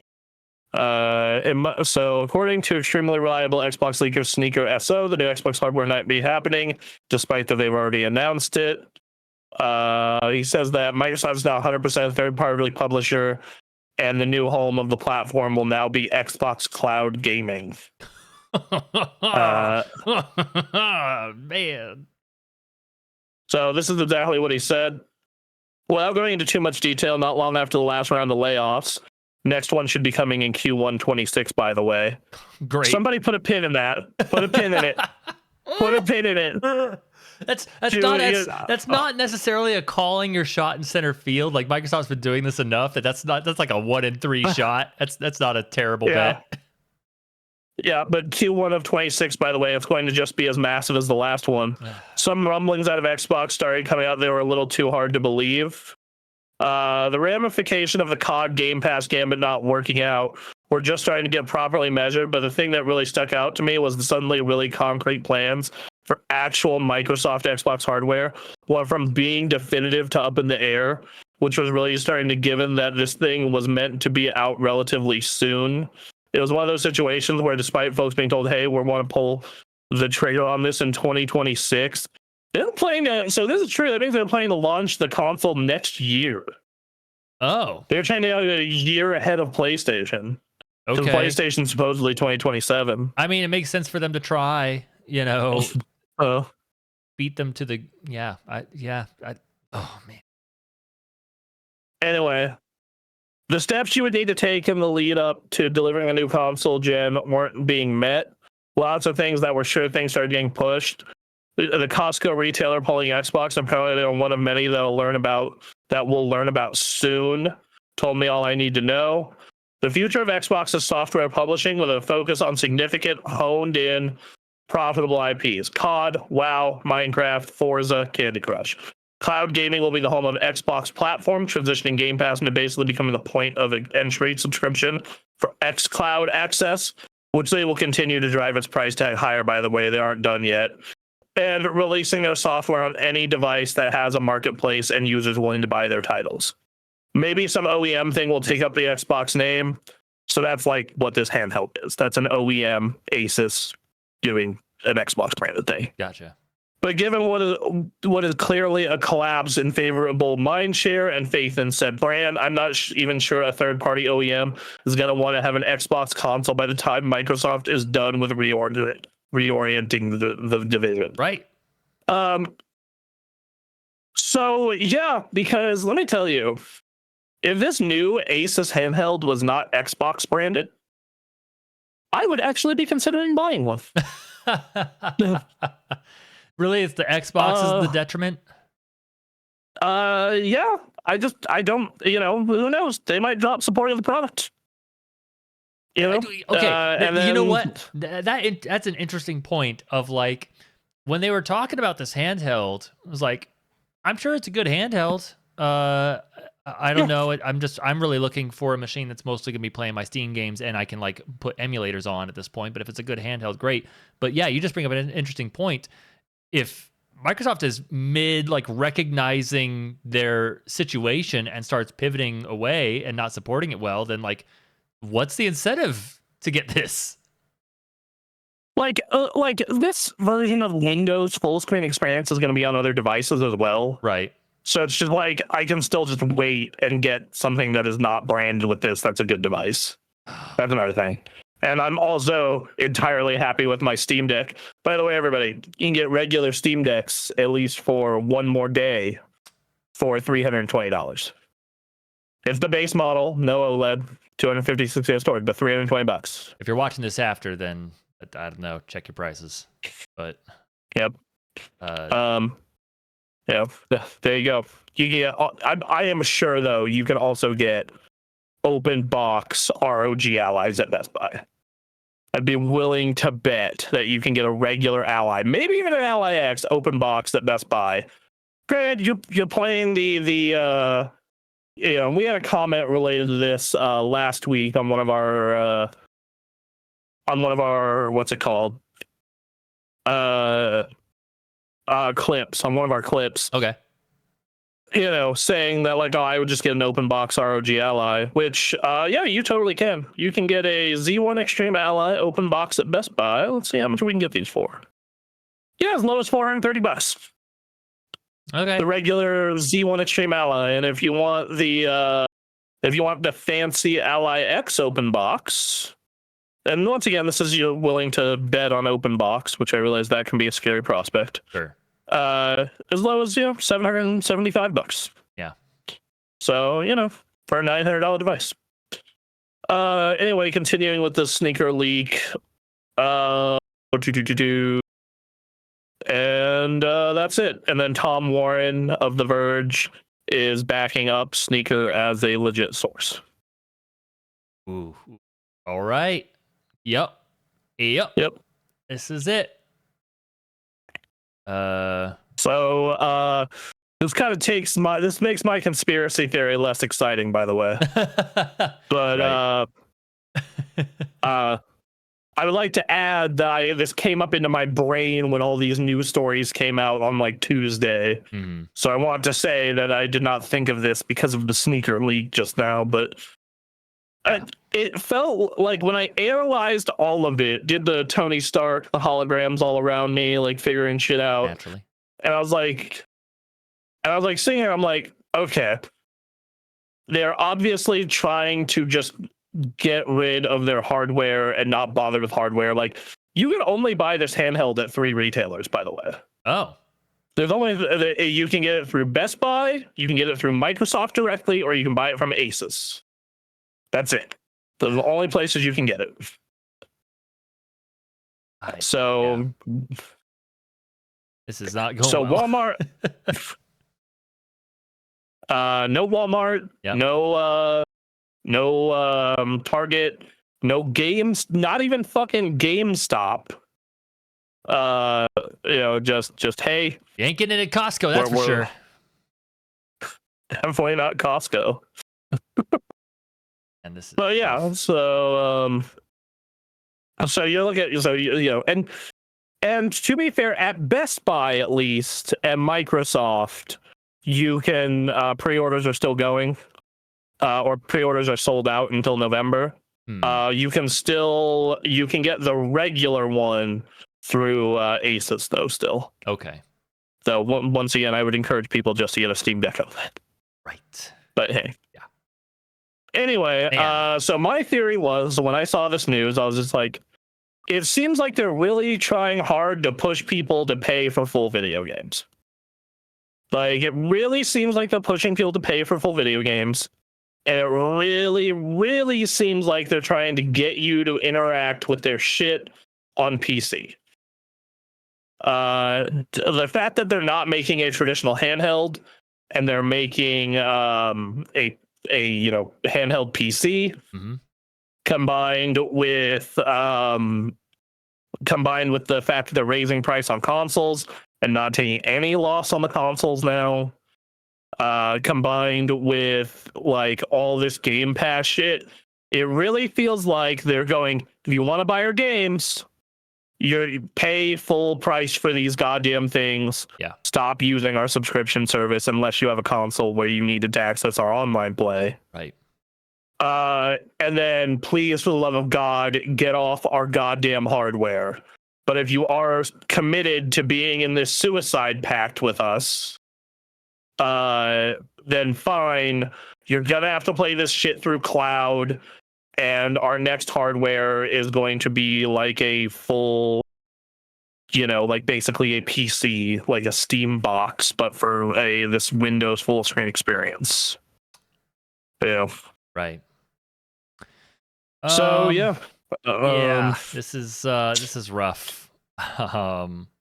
Let's get to the last news story regarding this whole thing that we have here, and that is the former FTC chair had some thoughts about all this, and basically amounts to "I told you so." I like the idea of a former FTC chair just being like, I told you so. I told you so. I told you so.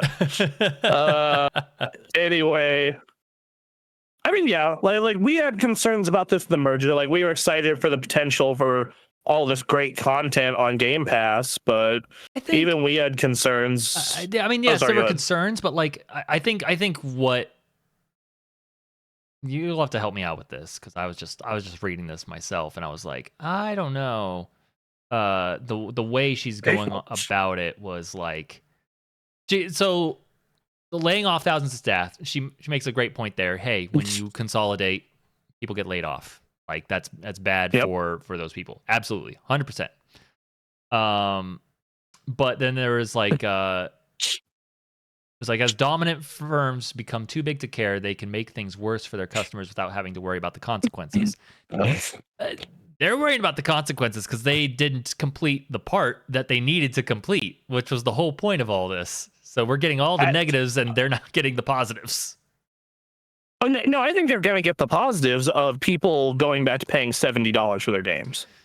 I mean, I think that, yeah, it's you look at what there'll be positives there, but it's just like that 82% of people playing Call of Duty on PlayStation. I wonder where that percentage goes as this continues to happen. I don't think they care as long as Call of Duty stays to be a good game. Well, I mean, yes. So I don't think they care at this point. I think long term, exiting out of this market and doing what they're doing makes sense for them. But again, this idea of what they were trying to do with the console and all that, like, no, this is a garbage fire. Yeah, it's a garbage fire, but at this particular point in it, like they're still finding a way to make money out of it. They're finding a way to make money, but again, like the idea that this would harm gamers, that supposed that they were going to take the lead and have control, and they don't. I think that yes, that assumption is true, but I think it still does harm gamers, just in a more roundabout way, because now Sony doesn't have someone who has to compete anymore. Well, right. They have someone who's going. Okay, we're gonna go just be a third party. What was funny was it felt like PlayStation wasn't hardly competing. It was like we can't get shitty essentially, but it wasn't like Nintendo don't, Genesis isn't. Yeah, like it. Look, I I was talking with this about Anthony with this. I was talking with Anthony about this the other day, where it's like, yeah, a lot of Sony's success, and to an even bigger extent, Nintendo's success recently has been, we're just gonna let the other guys hang themselves. Yeah. And in the case of Sony and Microsoft, like Microsoft killed themselves. Sony really just had to keep making a good enough device. Yep. And they did, and it is the default place if you want to play console games that are of a certain level of fidelity. Yeah, you buy a PlayStation. Mm-hmm. Right. Like that is like that is what it is. I think that if you don't really give a shit about that fidelity, or you prefer handheld, you buy a Switch/Switch 2. But yeah. And the Switch 2 is, as it's been for the last, couple generations, it's just such a different thing that many people don't consider it competition. They're serving kind of different portions of the same market.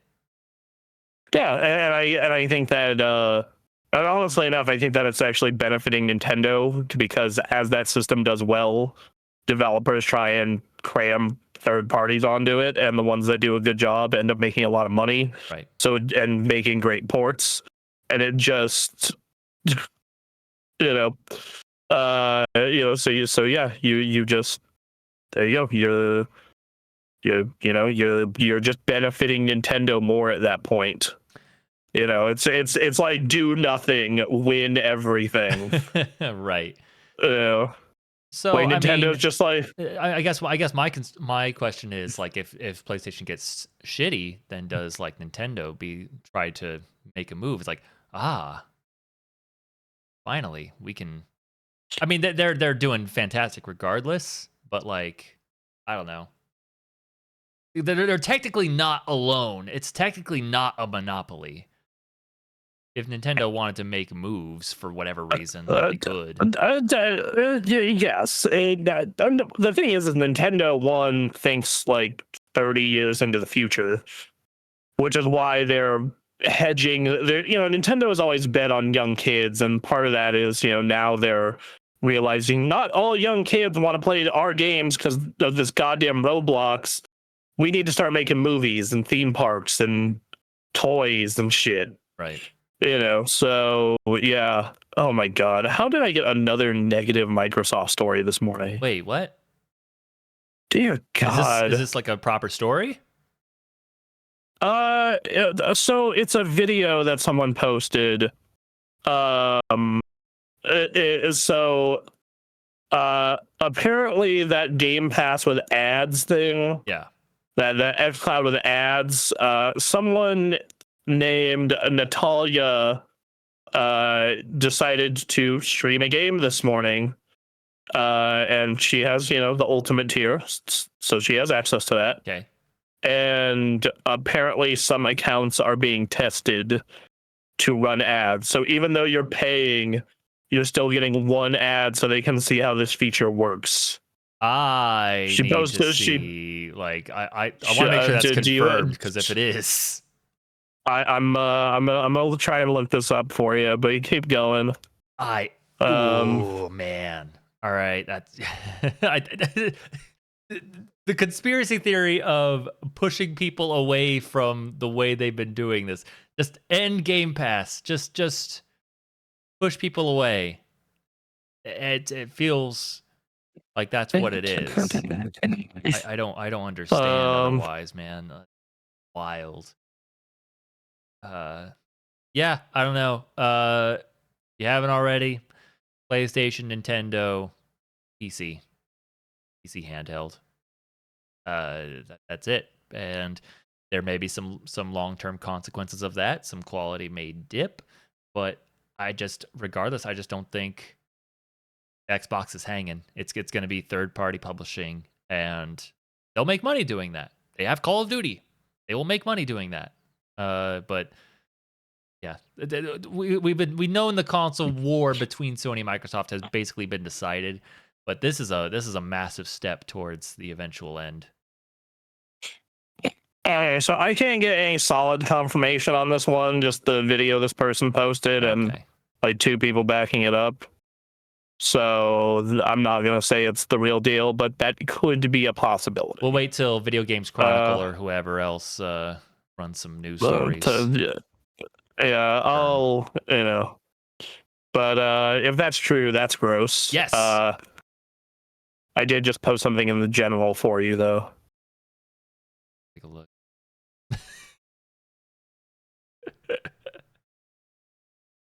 I'm not showing that. That's Phil. I just seem like a nice person. I'm just thinking. I just want to. Well, Phil's on his way out. Sarah Bond is. I think Phil got promoted of like. And Sarah Bond, I'm not sure if you've noticed, has been kind of the face recently. Yes. Yeah, Phil Spencer is. But Phil has been the head of this long trudge towards this point. Yes, but Sarah Bond has been driving. So he's CEO of Microsoft Gaming, right? But Sarah Bond is president of Xbox, right? So if these changes to Game Pass are because she's thinking this is a good idea, then that's rough as hell. But I'm more and more convinced that it's like, no, we're beginning the transition, and that decision happened actually a long time ago. I think they got the numbers for the first year of Call of Duty, and they were like, oh, okay, this isn't a sustainable thing. Yep. And it does not make the kind of money we need to make. And our hardware is about the most unpopular it's ever been. Mm-hmm. So let's wrap it up. Yep. Wrap it up, everybody. Because apparently they were working on a dedicated handheld as well, but then we're like, no, let's do this PC thing. It's, I do find that this Xbox's shift to third party to be really funny, though. Okay. Because it's obviously, it's so going to be agonizingly slow. They are going to, it's obvious, like they're still selling the Xboxes. Right. And I think it's mainly just they're trying to not create a panic. So a bunch of people don't say, fuck you forever. Where's my 20-year library going to go? If this ain't a panic, I would love to see what that panic would have been. That panic would have just been like people wouldn't even buy their third-party games. I've been like, "Fuck you." So unreal. All right. We have an Xbox adjacent story. Let's go ahead and move to that. Hey, a deep dive on the future of Halo will be held next month. Yeah, they've been talking about this for a bit. It's after the Halo World. Yeah, after the Halo World Championships, they're going to be showing that remake of Halo 1 in Unreal 5 that is supposedly being worked on by the Oblivion and Metal Gear remake people. No words on the next mainline game yet. Yeah. I mean, as they shift, like this and Gears are going to continue to draw my attention, but there's nothing all right. I'm curious. I love Halo, so sure. I think that what they're doing here is they re-released Gears 1, they're re-releasing Halo 1. I think they're doing that literally just for the PlayStation ecosystem. I think they're saying, hey, PlayStation gamers, come check out these games that you didn't get to play if you've only played PlayStation. Right. Come get invested in our franchises. Yep. Yeah. Yeah. So, Yeah. All right. So yeah, that's that. Yep. I'll play it. I like Halo 1. I don't know how much, this benefits more than me playing the MCC, but sure. Right. We'll see. All Uh, right. I can only put my hands up in the air and say I'll see you on October 24th. Microsoft. All right, let's knock Anyway. out these two stories real quick, and that'll wrap up the news. Silent Hill F sold 1 million copies faster than the Silent Hill 2 remake, which was already dang. Yeah, I was kind of shocked by this. Silent Hill F has been reviewing well. Yeah. It is selling faster than Silent Hill 2 remake. Yeah, they're doing a great job with it. There's I was watching I do this every once in a while. I'll pull up new horror movie trailers for the next year or whatever. And new Silent Hill movies coming. So Silent Hill making a push. Yeah, no, I feel like out of the Konami franchises, this is the one that is the easiest to kind of get moving again. Yeah. I feel like Metal Gear kind of has the whole Kojima drama around it, so all you can really do is remakes and Revengeance remasters. 2. You can definitely do that one too. Yeah. And then, I think that Castlevania and Contra are kind of just so old. I think you could do some cool stuff with Castlevania if you did a full-on remake. I think if you did like a new, Castlevania that's more, like a modern Symphony of the Night. Yeah. I definitely think you could do something cool. Symphony of the Night Rebirth. There you go. Yeah. Boom. Yeah. Hire us, Konami. We got you. So yeah, this is cool. I'm intending to, I don't know if I will, but later today I'm intending to play some Silent Hill 1. So. I remember you telling me about that. Phoebe and I actually need to put some time into 2 this month. Silent Hill 2. Nice. We have that playthrough, that remake going. Cool. So fantastic. Yep. So good for Silent Hill. Happy for those guys. This seems, everything I've seen of that game is like, this is a cool game. So yeah, I might pick up F when it's like heavily I discounted. might game That's kind of well. I ain't using this Gears of War Reloaded, so yeah, that's that's true. That's very true. You can get it on your PlayStation. Exactly. So our final story, sad. Sadder than the Xbox story, because Xbox, we've been kind of knowing what was happening. It's just finally to see it drop is something. This might be the saddest story, and that is Rock Band 4 will be delisted this weekend. Its DLC will follow. Yeah, so a little more detail on this one is that they are delisting the game and the games that launched, technically last night, because they did it at midnight last night. Okay. But the DLC will die on its 10th birthday. In the case of the DLC from Rock Band 1, 2, and 3, that will die on whenever the contract got renewed, 10th birthday.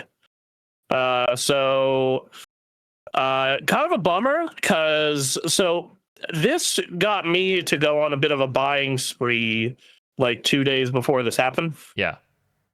And also it caused me to schedule a Rock Band party after we have Friendsgiving. So on Friday, everyone goes out to a buffet and eats a bunch of food. Yep. And then after that, we're doing a Rock Band day, I guess. Yeah. Because it's like, no, we can't let the flame die out.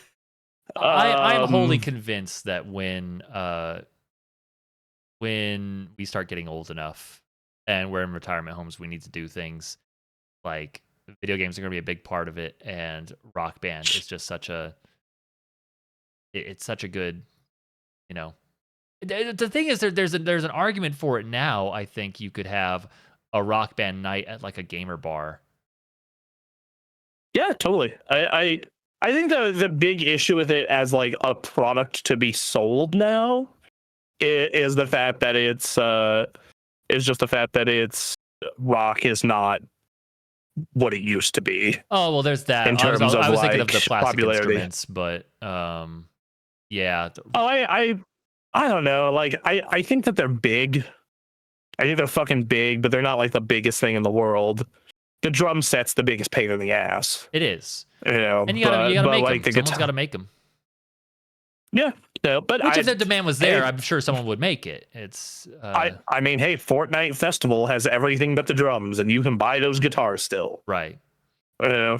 Yeah, no, we're in the middle of like feels like somewhat of a swan song for rock, where Metallica is on their last few years touring.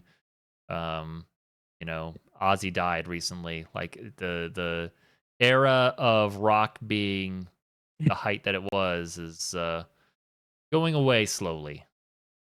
Green Day's gonna be around for a while. My Chemical Romance is doing like stadium tours right now, charging obscene amounts of money. They're part of that whole thing now. They're getting their bag, man. They're getting their bag. They're dressed up in Black Parade stuff, despite all their other eras. So they are fully into, we're a nostalgia band now, just like everyone else at that.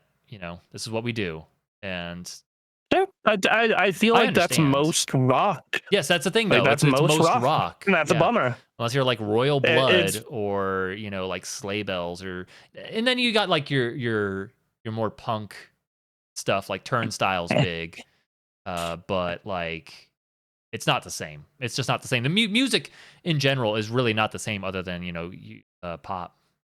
popular hip hop. Yeah, like you look at the top 100, right? Which like that's I don't like looking at the Billboard Hot 100, but I love the fact that number one is still a song from K-pop Demon Hunters, by the way. Yeah. Mm-hmm. Yep. Yeah. It's my favorite song from that movie. Great song. Exactly. It's been number one for 14 weeks. Wow. Okay. Oh my god, they have 3 songs in the top 10 on the Billboard Top 100. Yeah. All right, so I'm gonna look through the Billboard Hot 100 and tell you when I hit a rock song. All right, I'll be here. Wow, they have 4 songs in the top 20. Okay. 5 in the top 25. Wait a minute, what are the songs? Who are the bands? No, I'm talking about K-pop Demon Hunters. Oh, K-pop. Oh my K-pop god. Demon Hunters. K-pop Demon Hunters has basically its entire main soundtrack in the top 25. Yep. It's good movie. Highly recommend it. All right. Oh yeah, they literally do have their entire soundtrack in the top 50. Man. I'm trying to find a rock song. Good luck. That last Turnstile album, in my opinion, was not as good as Glow On. It rates. Cardi B is that popular, huh? Still. Yep. Yeah. This tells you how. Looking at this tells me outside of K-pop Demon Hunters, I am wildly disconnected from pop music right now. Yeah. Nope. The idea of a rock band video game would be so alien to people who play games today. Do you consider Coldplay to be rock? No. All right. Great. Okay. So there's a Coldplay song at 86. You can play Coldplay songs with rock band instruments. You can. They're number 86. I haven't listened to a lot of Taylor Swift. Can you play a lot of Taylor Swift with like guitars and basses? Yeah, totally. I would think so. Totally. Absolutely. Like with an acoustic guitar, I think. Yeah, she has a good amount of stuff you do. It's mostly like her stuff from like 5-10 years ago. But sure, yeah. But all right, well, what's in the rock top 100? Okay. Kind of curious there. All right, this is my God. Let me say let's say top rock song. Let's see what I can see on the rock chart. Oh God damn it! You have to Billboard has a subscription. The Oh enshittification of my everything God. continues. Oh God. All right. Well, the number one fucking rock soundtrack is Tron Ares by Nine Inch Nails. Okay. Number one song is Encita by Sublime. What? All right. Yep. Okay. Yeah. It tells you everything you need to know. It's It's yeah, like I think that like I think our generation was the last one you could have done rock band because it was the last one where rock was in the pop music scene. Man, School of Rock combined with Guitar Hero in that early to mid 2000s era, I think did a number on people. I think that you can absolutely I think rock can be very popular again. I mean, I think punk in the current climate of the world would be beneficial. Yes. Yes. But metal is like constantly doing its thing. Metal's in its own world, and kind of like the way horror is in its own world in like movies and that genre. Yeah, Metal's always has a scene. It's that song "The Metal" by Tenacious D is right. You cannot kill the metal. You can't kill the metal. It won't be the most popular thing in the world, but like there are people that are listening to Knocked Loose, and it's like, what? Wow. All right. Yeah. You listen to them.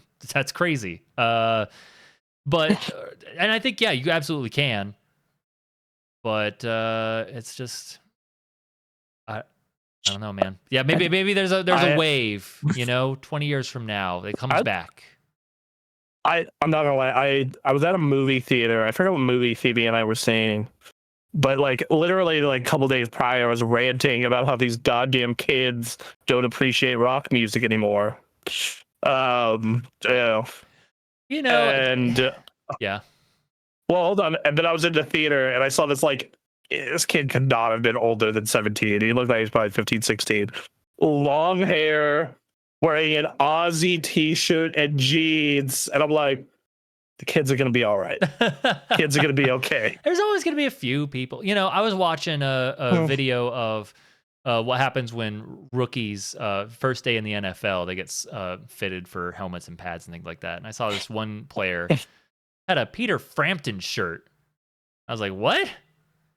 All right. And hey, I was rocking. I'm in high school. I was rocking Jimi Hendrix and Led Zeppelin shirts. Well, that was the thing. So, when we were in high school, I remember there were kids that were like specifically Deadheads.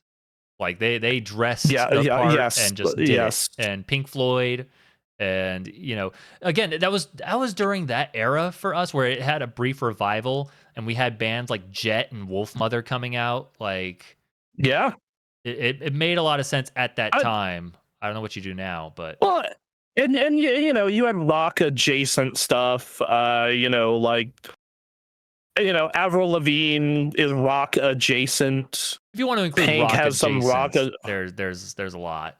Yeah, but that's how you get people in. That's how you get people in. But like proper rock, I wonder if it's dated at this point. That will all be seen as dad rock.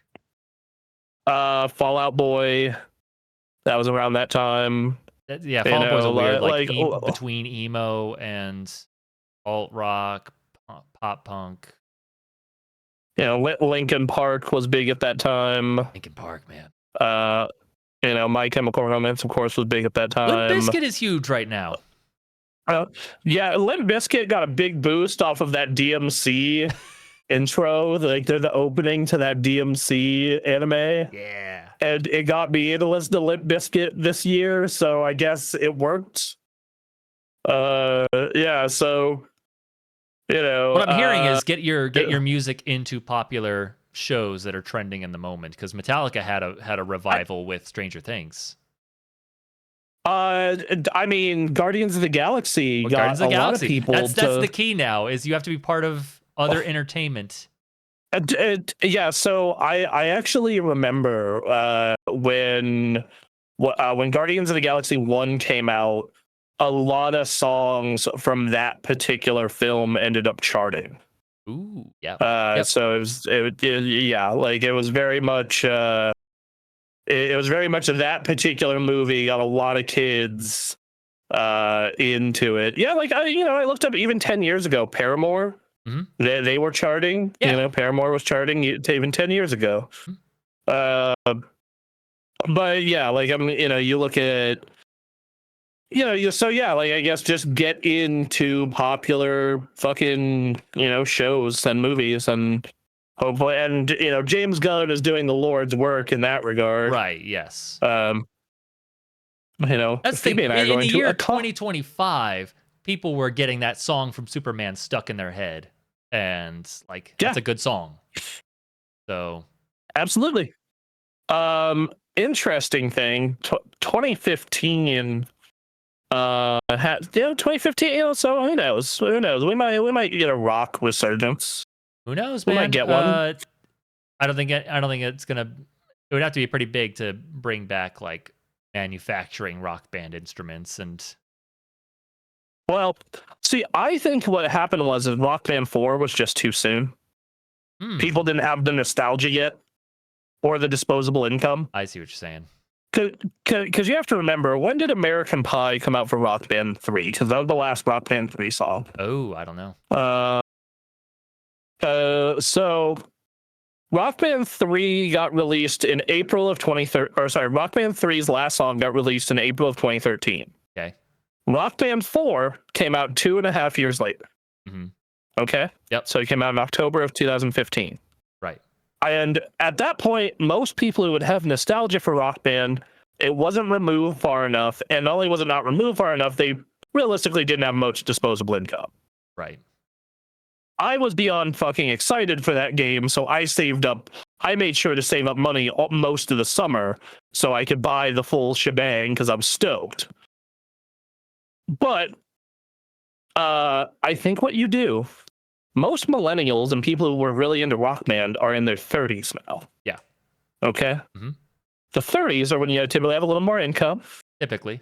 You have a little more, typically. There are, exceptions. But typically you have a little more income. You have a little more space. You might be able to get a nicer apartment or, even a house if you locked in before COVID. So what you do is give it another couple more years just to make sure the economy is a little more stable. And then you just make it a giant nostalgia play. Right. You just be like, hey, millennials with disposable income, would you like to relive your youth? Yeah. And then there you go. I mean, when you put it that way, like, yeah, the next time we have as much disposable income in that demographic window as possible, then really any time is a good time to bring back Rock Band. Yeah. So long as we're alive and have money. So,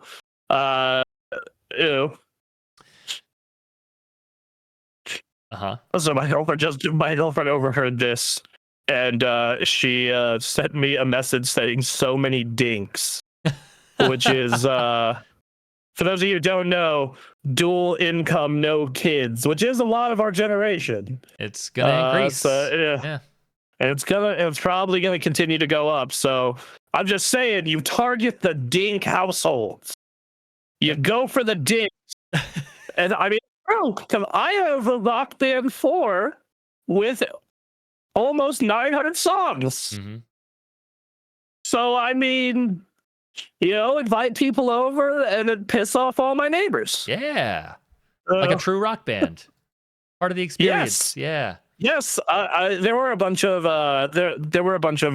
memorial threads in the Reddit, and one of them was like, I was having friends over every weekend, and we were playing in my apartment, and I got a noise complaint to stop practicing with my Rock Band at night. Yeah, they thought it was a real band.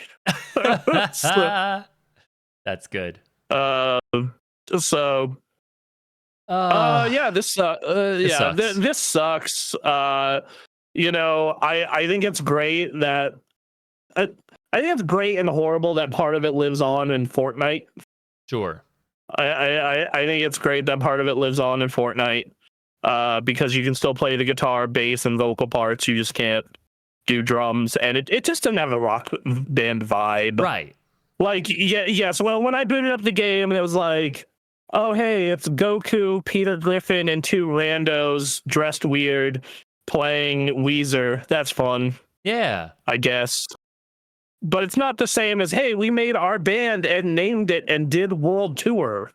Or in the case of Rock Band 4, did the VH1 Rock You drama. Right. Yes. It's just not the same, It's man. not. Nope. But I would highly encourage everyone to keep in. If you're a fan of Rock Band or you want to get in before it's totally taken care of, go buy a physical copy, because you officially cannot buy digital copies of Rock Band 4 anymore. Yeah. And then go on the store and get shit before it goes away. I guess so. Wow. So I managed to get my last batch of shit last night. I'm, there's a couple other songs I wish I could have got. They're going to be delisted over the next 10 years because they kept adding songs week to week to week to week to week. Right. I might go and try and pop in a few months to see if there's anything I like that's still around. I was so pissed that I missed the cutoff for Gimme Chocolate by Baby Metal. Oh. I was so pissed. Yeah. I got Starlight by Baby Metal, but I did not get Gimme Chocolate by Baby Metal. Motherfuckers. Yeah. Oh, sad. Oh, Big well. sads. All right. That's the news. All right. That's the news. Woo. The news. Good Lord. All right, let's quickly hit what we've been playing. Yep. Let me see. I booted up that Marvel Cosmic Invasion demo. Okay. I'm curious to see what they're going to charge for that game, but otherwise, it was super fun. All right. All the characters play a little differently. So Spider-Man, you're kind of in the air more. You have a ranged attack versus like Wolverine, where you have a grab and can chain combos. Like it's very simplistic because they beat them up, but it's a lot of fun. Right. It's a lot of fun. I'm looking forward to checking that out co-op with some people. That's gonna be a real fun one. Okay. So yeah, there's not much to say. The art looks great, and they like nail the sound effects of 90s Marvel games.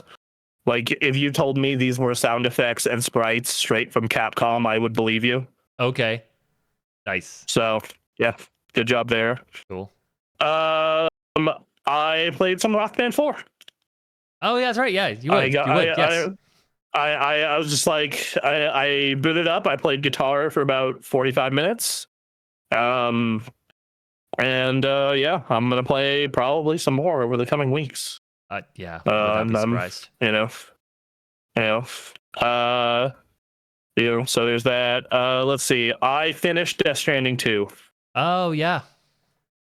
I finished Death Stranding 2. I can finally give my final review thoughts on the game. So I think that game has an amazing start. I think the first 4 hours of that game are captivating.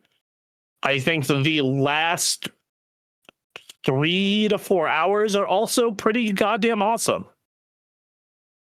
I think that there is almost nothing that happens in the middle of that story that is relevant to the plot or matters all that much. And they repeat a boss fight 3 fucking times. Yeah.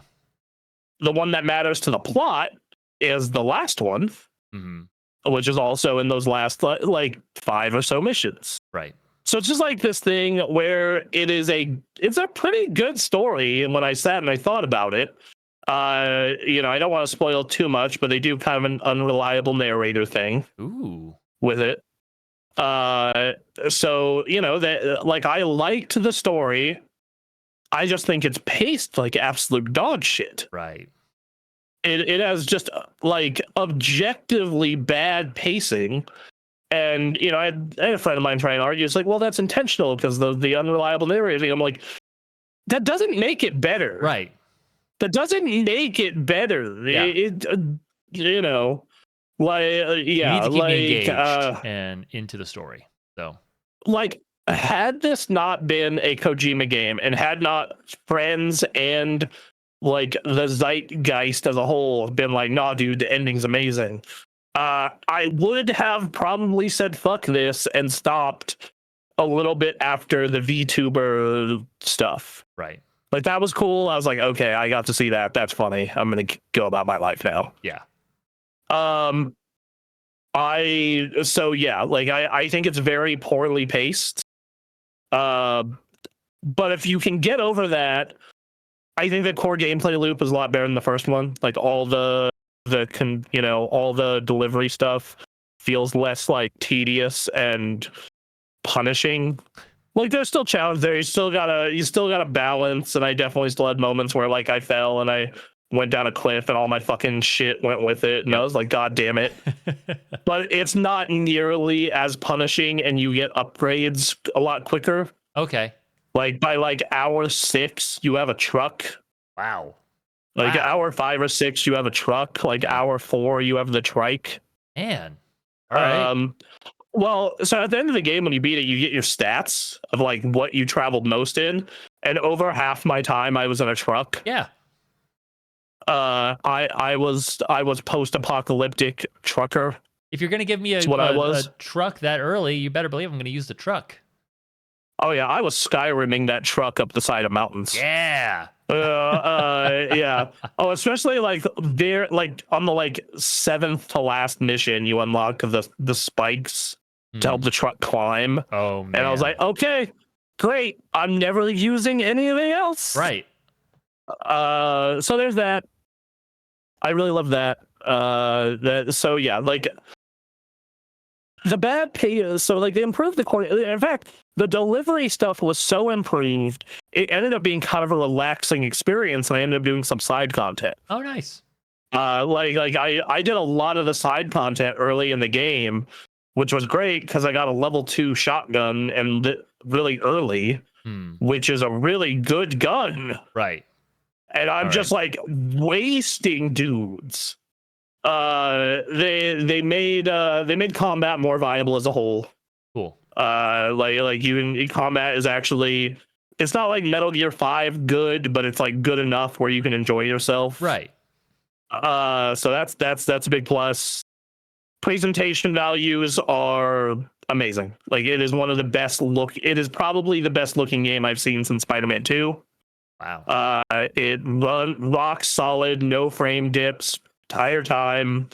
Looks amazing, top tier motion cap, great voice acting, great sound design, like all presentation A's across the board. Cool.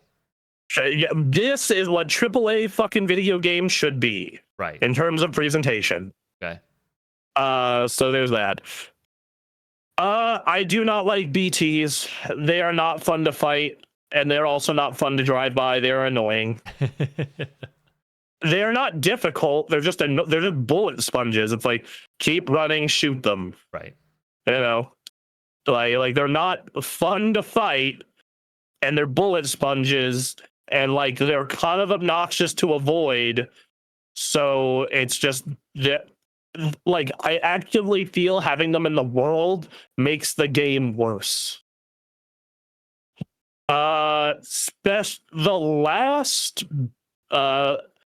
the boss fights, with the exception of the last boss with Italian Solid Snake, and that's all I'm gonna say. Okay. All the boss fights, with the exception of the last one with Italian Solid Snake and the last boss in general, they're not particularly good. Shoot giant red wheat mark. Yeah. Shoot enough of those, it stuns them.